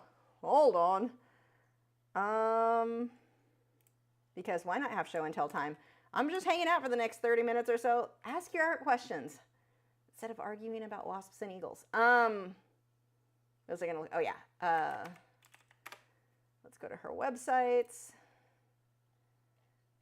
and go down. There is French fry. Let me, oh, it's saving it as that stupid web file. I don't know if that will work this way. Let me find out if I can upload him over my face.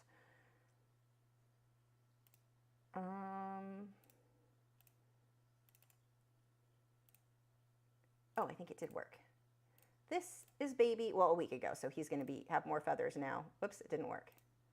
I did it wrong. Oh, there we go. Oh, he's too big. Hold on. That is French fry. Whoop, there is me that's me breaking my stuff. There we go. There's baby French fry. Teeny tiny little bird. Okay, and we have a notice. So let's go away. What do we have? Oh, yay, more questions. Jeanette said, I just want to thank you for teaching me how to crack the art code. I wanted to learn art and I followed many different art instructions on YouTube. It had zero progress when following them. Oh, thank you. Oh, those sorts of messages make me so happy, you guys. Like, I love hearing that, like, that you're being successful from my lessons just makes me so ridiculously happy. I love it. That is so awesome. So you're the only one that gave me the aha moment with art. Yay! Oh, that's so happy.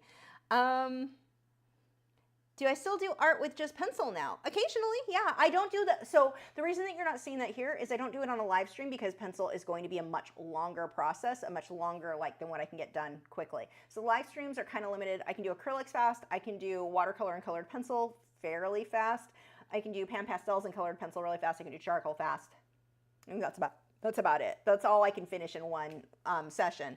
So yeah, yeah. Joseph said he's so ugly. I love him. Yeah, God, baby birds are just ugly. So ugly, they're adorable. But yeah, where was I on my rambling there? So that's why you don't see me use graphite on the live streams, but on Patreon I do still do. When was the last one? Didn't I do one recently? I don't remember. I think I did.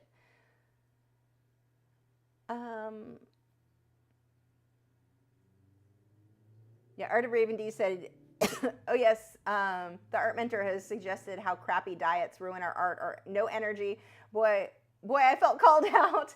Ramen and high sodium definitely does it to me. Oh my gosh, the difference. So right now I'm focusing on, there's a thing, I don't even know how to explain it because I listened to a doctor talk to another doctor, like I watched a podcast. I was like, holy crap, that explains, because so I was diagnosed originally with fibromyalgia. I now have celiac, I have fibromyalgia, I have the degenerative, the arthritis that starts when you're a teenager. So that I have, but the fibromyalgia diagnosis never explained all, it doesn't totally explain my nausea. I've always had issues with nausea. It doesn't explain my dizziness. And when I talk to the doctor's like, yeah, that could be a side effect. And I'm like, I'm always one though, I've thought of fibromyalgia as being a symptom of something else. I've always believed that. So, I mean, I tell people I have it just in that so they understand kind of what I'm going through, but it's not, yeah. So this diet though, it's basically your body having too much histamine in it and not handling it. I don't know. This doctor had some supplements she suggested, like vitamin D and C, some mushroom supplements. And then the diet are foods that have no histamines. And it's mostly easy enough for me. Like sweet potatoes and chicken, which are like two of my favorite things. So I've been living off that. But and I feel way better. Cutting down, going through caffeine withdrawals is kind of the thing, but it only took a couple of days to get down to 1 cup a day and the headaches are not terrible. So now I can go ahead and cut that again. But then I'll have a better idea. Like the itching, the inside of my ears itching like crazy. My skin, I never get like rashes. So when I tell a doctor, I'm like, I itch like constantly my legs, my arms, and they're like that there's nothing on you. Like there's nothing, I don't know how to help because I don't see anything wrong. So this could explain, and maybe this isn't what it is, I'll just see, but I do know the difference is pretty huge. And in the mornings, I'm still super tired, but in the afternoons, I'm just feeling a lot better. I'm excited. Like that's the big thing. You get to where, for anyone who's been dealing with any sort of chronic illness, you get to where you're like, am I just lazy? Am I being lazy today? Like I'm playing way too much video games, or I'm reading. Reading is my big thing. Like I get hooked on reading. I'm spending too much time reading. I don't want to get up and work. I need to get work done. People are paying me for lessons. I need to get lessons done. I haven't been making edited content. That's been put on the back burner so I could get Patreon lessons because I only have so much energy for one. Like it's been a real problem, and you're constantly questioning and doubting yourself. Like, am I being lazy or do I genuinely not feel well? And I can always tell when it's been that I just genuinely haven't been feeling well because when I start feeling better, like in this case, I corrected my diet, and I only started this Monday. Like Monday was day one of eating. I was eating M&Ms still on Sunday because I kind of had my last little party of I need M&Ms, but not super healthy. But yeah, it's already, I'm feeling better. The first couple of days, not great because of the caffeine withdrawal. Yesterday was not terrible. Today's been the best day. So yeah, it's crazy the difference it'll make, and I'm so excited to work. I don't want to sit around reading nonstop. I mean, I love books, but I can just listen to audiobooks while I work. I don't want to just play video games. I'm really getting sick of World of Warcraft. It was just all I had the energy to do. So yeah, no, I'm definitely feeling better. I'm so excited about the changes that I like, all the videos I want to make. And French fry is going to be in a lot of my videos. Chicken, not so much. I know a lot of people are going to question thinking I'm abandoning chicken. Chicken's not my bird. He's Matt's bird. And chicken has been giving me an attitude lately.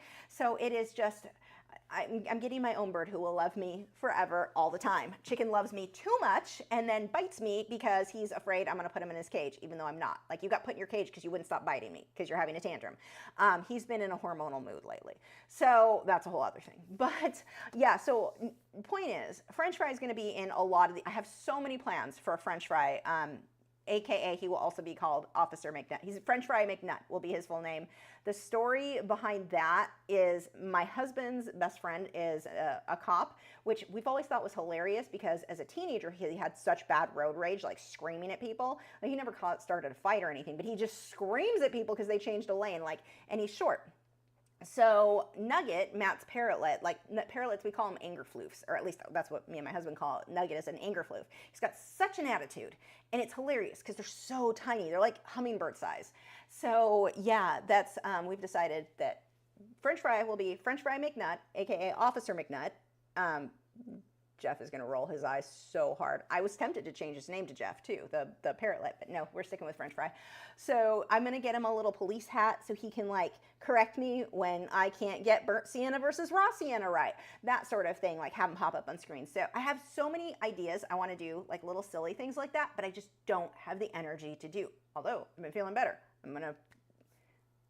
I'll be getting videos done. So yeah, I'm just excited because that's, I want to work. I'm sick of being like feeling like I'm lazy when the reality is I just didn't feel well. But it's my own fault because the diet, although, and this is what's funny, ever since Aquashell, I told you guys I hadn't been feeling well at all. Like, it was bad. I had to take a week off. I have not been that drained in forever. I have been living off of mainly eggs, avocado, banana, and then whatever my meat source is. The meat is the only thing that would have been allowed on the current diet that I'm doing. Avocado, bananas, and egg whites are all, they add to your histamine or something. I'm wording none of that right. I am not a doctor. But I'm like, oh, that would make sense on why I felt that bad. My diet has never been, like, I don't have a varied diet. I'm very, very lazy when it comes to cooking. That I am lazy about. That's just straight lazy. But I hate cooking. So I go with super simple, super basic. I fit every stereotype when it comes to cooking. Like, salt is the only seasoning I use. It's bad. I just don't care. But yeah, that's probably why I was as sick as I was. I was only eating this meat things thinking, look, these are lower calorie. These are, or at least how much I was eating of it was lower calorie. Yeah, no, I am definitely, I'm excited to not feel so sick anymore. So anyway, And I have so many ideas for paintings too. It's not just in editing videos. I want to do a lot more surreal paintings, a lot more elaborate, like detailed stuff. I mean, even this cat, I want to put a little bit more work in it than what I do on the live streams. So yes, I am excited, and I'm definitely, maybe it's the vitamins and not the diet. I don't know. I don't normally take vitamin D and vitamin C on a regular basis, and I've been doing that. So yeah, hopefully. Or everybody said if a bird neuter is a thing, maybe chicken needs an appointment. No, unfortunately, it is not. Let's see, scroll up. Show and tell, what else do you have? Let me think. I think I went through most of my show and tell. I don't think I have anything else in. I might. Give me a second. Let me answer a couple questions and I'll see if I've got one of these boxes. I don't know if I shared. Eagle said, I'm going to try charcoal soon. I'm going to be following this bald eagle tutorial. I'm so excited. I'm obsessed with eagles. Nice. Dina said, could you do a colored pencil drawing of a dragon? I'm trying to learn how to do scales in colored pencil. Okay, so here, I'm not going to promise, because colored pencil, I really like a photograph. Like when I do something, a dragon would be more surreal, something that I can make a lot of corrections for because I'm not copying a photograph exactly. A dragon is not the easiest thing. I guess if I did powder blender maybe, because that's very easy to correct and change things. But if I do something surreal, I'm more likely to do either digital because I can change things, or acrylics because I can easily change things. And I don't have a definite dragon photo to copy. I'm making it up kind of as I go along. So I'm not going to make a promise on that one. Maybe a bearded dragon, now that I do want to do.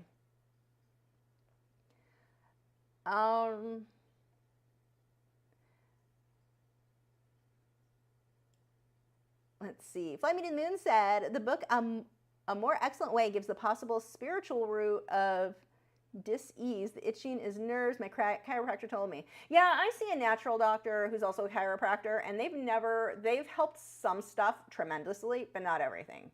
So we're going to go with this and see what happens.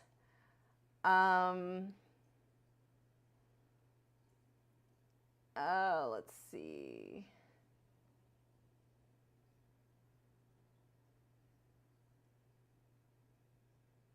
Scrolling down, we have Sheila said, I'm interested in trying charcoal out. What supplies do you recommend? So if you go to my website, lachri.com, do I have one for charcoal? If not, maybe that's what I'm going to be working on in the morning. Go to lachri.com, supply list. I do, charcoal art supply list. So it's possible, I have not checked my links in a long time. Oh no, that works. Some of them work. So there are my charcoal list. If you go to lachri.com and then just up the top, it's supply list, all the way down to the bottom of that, charcoal. Yay, I don't have to do that tomorrow now. Unicorn Art said, realism is great, but your other artwork is also fantastic. Have you done any fantasy art lately? I did so patrons saw it. I did the goldfish with the fork taped to a cactus and a goldfish on a leash attached to the fork. That's a thing, and I love it. It's one of my favorite paintings. So yes, I have done that one, but I haven't shared a bunch on YouTube. I need to. Maybe I'll do that as my next time lapse. Let's see. Patty said, I'm excited to see more of your animals. So interesting. Yeah, I want to include them in a lot of my videos. Like even I put tuna in this week's email. Like I need to start my canary. I definitely want to start including everybody. Like that's a missed opportunity. I've got so many critters. They want to help me make videos. Whoop, that just jumped. Oh, we've got Art by MB said, I just got here, and hello, puppers. Do you boys want a super chat? Come get your super chat. Come on, Gibson. Oh, you're being lazy. Don't lay there and lick your lips. I am not bringing it to you. Gibson, come. Lazy greyhounds. There's yours. You're a good boy. There you go, lazy boy. Thank you so much. The boys thank you, too. Oh, Dina, you did mean my bearded dragon for the colored pencil. Yes, that is something I do want to do, and colored pencil I think would be a perfect medium for him with all that detail. So absolutely, I need to get a good photo. Actually, I have a lot of good photos. I'll be doing that one of the near future projects for sure. Go lay down. It's a good boy. Say thank you, Art by MB. Do I have to stay away from anything else in your diet besides gluten? Well, celiac disease, obviously gluten, but the current diet that I'm doing is anything with histamine. So if you go to whatthebleepcanieat.com, I chose the one for histamine and then the one for gluten, and that's what I'm allowed to have right now. So if you want to see what my list of foods are, there you go. WhatthebleepcaniEat.com is the site for that. Let's see.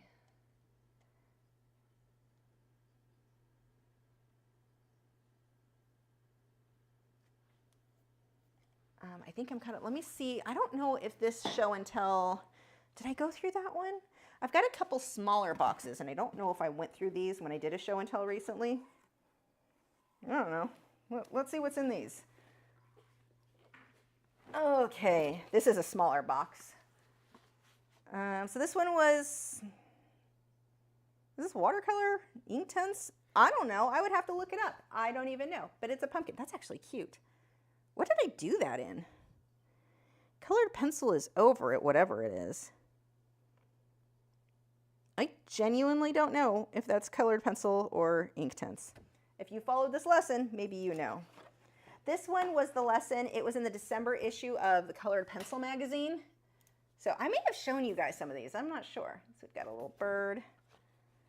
I've got some cherries. I think, was that a live stream? I don't know what that, I think that was a live stream or a quick one. This was for a lesson on painting clouds. Which way does this go? Is it this way? I think it's this way. So this was an acrylic painting. I think that lesson is over on Patreon. I don't think that's on YouTube. Unless, it could have been a live stream. I don't remember. Oh, we've got red-eyed tree frog and the pigment markers. Oh my gosh, now this is an old one. 2003. This would have been Prismacolors. I don't know, maybe I never showed you guys these. Wow. So this was my sample. I glued it to a freaking poster board. Like, this is not quality. And it was in direct sunlight. Displayed on the Michaels board as just a sample of colored pencil. Yeah, it's coming off of there. But this is somebody else's artwork. This is really before I started to understand copyright, and I would never do that now. But this was some other artist who drew this leopard. I don't even know what medium she drew it in, but it's not mine. It's my art that I copied from somebody else because I did not understand copyright laws in 2003. I don't know when I started becoming, maybe around 2005, I started really becoming more aware of copyright stuff. 2005, yeah, probably around there. But yeah, I didn't have a clue. It wasn't like, it's not something that anyone talked about. So yeah, that. I can show you a few other artists' artwork too that I have in here. What do I have? We've got, so this is mine. This one is on, I don't know what paper this is. I think that's Pan Pastel. Or, is this on sandpaper? Oh, it's probably freaking UArt, cheap, crappy UArt. But that would be, I'm guessing, could have been colored pencil and powder blender. I think it's colored pencil and powder blender. I'm not even positive. What is that from? You know, I do a lot of work and I don't remember doing it. I do so much. This one is Nori? Was this Nori's? No. I don't even know what artist this was. We bought it at, it's a print. We bought it at Aquashella years ago, but my husband wanted it and I just haven't put it up yet. So I need to do that. From a Smart Art Box project. More Smart Art Box projects on weird paper. Those are kind of neat. Charcoal, pumpkin, Pan Pastel glitch from that live stream. I think this was something, I don't remember if I did that for Colored Pencil Magazine, or I think this was a live stream for Patreon. So that one should still be somewhere. This is one I ordered from another artist. I have not opened this in forever. I love this artist. Who is it again? I never remember her name. Chris Austin. I think he's up in Canada. Yeah, Toronto. This is an original. I think this was gouache. Oh my God, I forgot about this. This is getting framed very soon. That's actually the original. So I don't have many original paintings from other artists, but oh my gosh, how pretty is that? Wait, it's sideways. There we go. Yeah, this was gouache. Looking at the back, he's got, so it's not matted. I'll need to do that. So dang, I have not seen this in years because it's been in this. So pretty. So Chris Austin Art. I found him on Instagram, and that's how like I went to a store and bought. Actually, he had one available, or he said it was for sale, but then that one had sold by the time I contacted him. It had more blues and teals, and so I had him give me a list of what he did. Like he showed me a few other things that were similar, so I got that one. It was like similar in the same price range. I think that was for my birthday one year. Do we have anything in here that I haven't shown you? These are all just kind of quirky. No, I think I showed you guys these. Did I show? I think I did. Yeah, I'm pretty sure those are the things that I've shown you. What is this getting damaged from? Let's see. Brittany said, celiac disease to have the worst health. Meat glue is supposed to be labeled here in the US, and most of the time it's listed as an ingredient at all. Yeah, the way our food industry, my God, watch some documentaries on the food industry and what they've done to us, like with seed oils. Oh my God, seriously. Oh my God. So like that's a big one we try to avoid. Like our gut health is trashed. And for me, because I had celiac, I mean, from the time I was a baby, I was sick. I was getting, basically when I started getting formula. Because in the 70s, we had all kinds of crap in the formula that isn't the same. Although today's not any better. The formula is horrible. But that's when I started getting big sores in my mouth. They thought I had trench mouth. So it's canker sores. I get canker sores like crazy when I'm exposed to gluten. And I didn't know that until I was, God, how old was I? 25, 26, 27? I mean, I was older by the time I figured this out. So I had no immune system. I got, like, when I was, how old was I? 17, 18, 17, I think. I was exposed to mono. I drank out of a girl's cup at work, and it was the wrong cup. We all had our drinks. It was a pizza place. We all had our drinks sitting there, and I drank out of hers. She had mono. Yeah, I didn't just get mono. I also got strep throat and scarlet fever at the same time. That sucked because I didn't have any, like I always, if I got a cold, I had to be put on antibiotics because it would always turn into tonsillitis every time. Like I just did not fight stuff off. So it was such an ongoing issue. Yeah, my health was bad. It's way better. Once I figured out about celiac disease and changed that diet, oh my gosh, it's crazy to have an immune system now. Like, it's actually a decent immune system now. So, yeah. Pumpkin was watercolor and colored pencils. Thank you. I do not remember doing that either at all. Like, it is so weird to me how much art I'll look at and go, I do not remember trying this. Like, it's got my name on it. It's clearly mine. It's my style. I don't remember doing it. Let's see. Art of Raven D said, I've seen people get their stores shut down for copyright and they get really upset at people and people end up siding with them. But in reality, they were in the wrong. Exactly. And I was in the wrong for using, I mean, that was before it was never on my website. As far as I know, I never put it on a website. It was never, because it wasn't mine. So like, why would I put that on my website? But yeah, that's, yeah.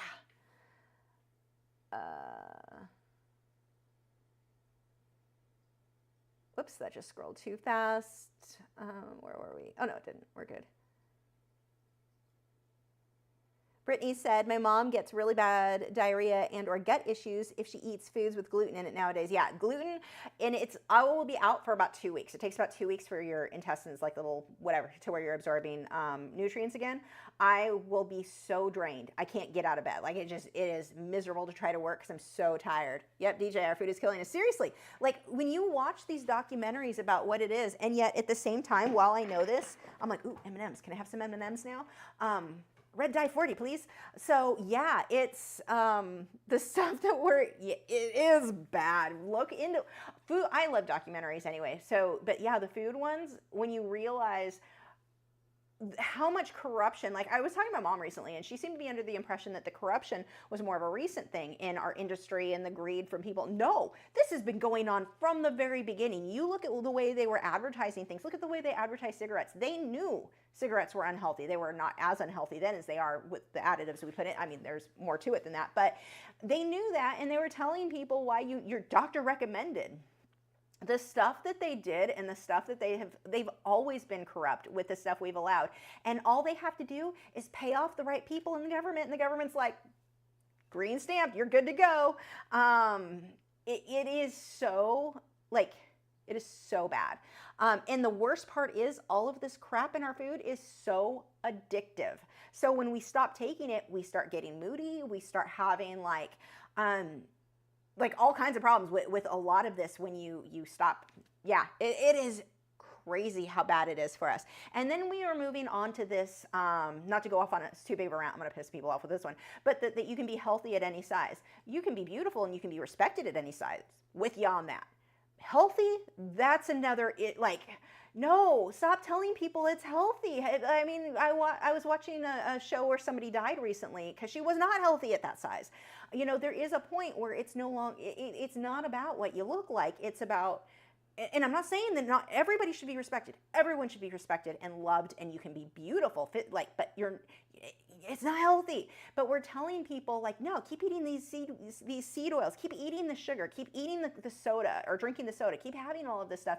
You'll be healthy. It's fine. It's fine. And there's a whole movement telling people that the most unhealthy lifestyle, the most unhealthy diet, it's fine, it's good for you. And it's like, we've got this movement of telling people that what's bad is good. And it's like, wow, but there's a lot of money in it. And you look at what these food companies, junk food has done, like in Brazil, where they'll go to countries where you've got a lot more underdeveloped areas, and not Brazil specifically in that case, but I mean all over the place. McDonald's moves in, they start bringing people. I was watching what they were doing in India, where they're bringing crappy food, where the people in India were eating actually a decent diet, and they started feeding them all of this junk food and soda, and how their health just goes to hell. It is crazy what these companies do. Absolutely insane. So anyway, yeah, that's my rant about the crap that is in our diet, and we're encouraging these companies. I am convinced that the sugar, or the soda companies, the junk food companies, I think they're behind the movement of healthy at any size, because you can be beautiful, absolutely. You should be respected. You're awesome and to be loved. And I'm like, it almost, they made it sound like if you don't agree that you're healthy at 600 pounds, that you're anti-respect, like you don't respect those people then. And it's like, no, it's not one or the other. It can be unhealthy and I also love you. So yeah, anyway, the stuff with food is so, do some research on that. It is crazy. But the crazy thing to me is how much better in just a few days I'm already feeling, and just making a few adjustments to my diet. So, I mean, restrictive, elimination diets though, I've always felt better when I do those, just because you break it down to the most basic ingredients, super simple. So yeah, anyway, we are at 10:03. I've ranted long enough about this, and be healthy, eat the healthy things, and you can get more artwork done too, because that's kind of what's happening on my end right now. Yay, makes me excited. Anyway, that is it. We are done. Check out our what? I'm going to try that again in English. Check out our moderators' channels. Oh, wow, that was hard to say. Links are in the video description. Joseph and Clark Fine Art, they both have live streams every single week. A lot of the same people that you're chatting about, arguing about wasps and eagles in chat, will also be over in their chat, so you get to chat about art while watching somebody else do some awesome art. Check them out. Nick Fine Art, he's got some really good videos. He did one, a digital painting. He published his before mine. Mine still, he went with my lesson, and then he published. I still haven't even done mine because I was lazy, aka just not feeling well because my crappy diet. Anyway, check it out. I think that's it. Thank you guys. Thank you for the super chats. As always, the boys luckily are completely out and don't realize I even said anything. Those dogs are dead to the world right now. They are out. Thank you guys again, and I will see you next week. We are doing another shark, but we're doing it as, it's an acrylic painting. An acrylic shark painting is next week. I'll see you then. Bye.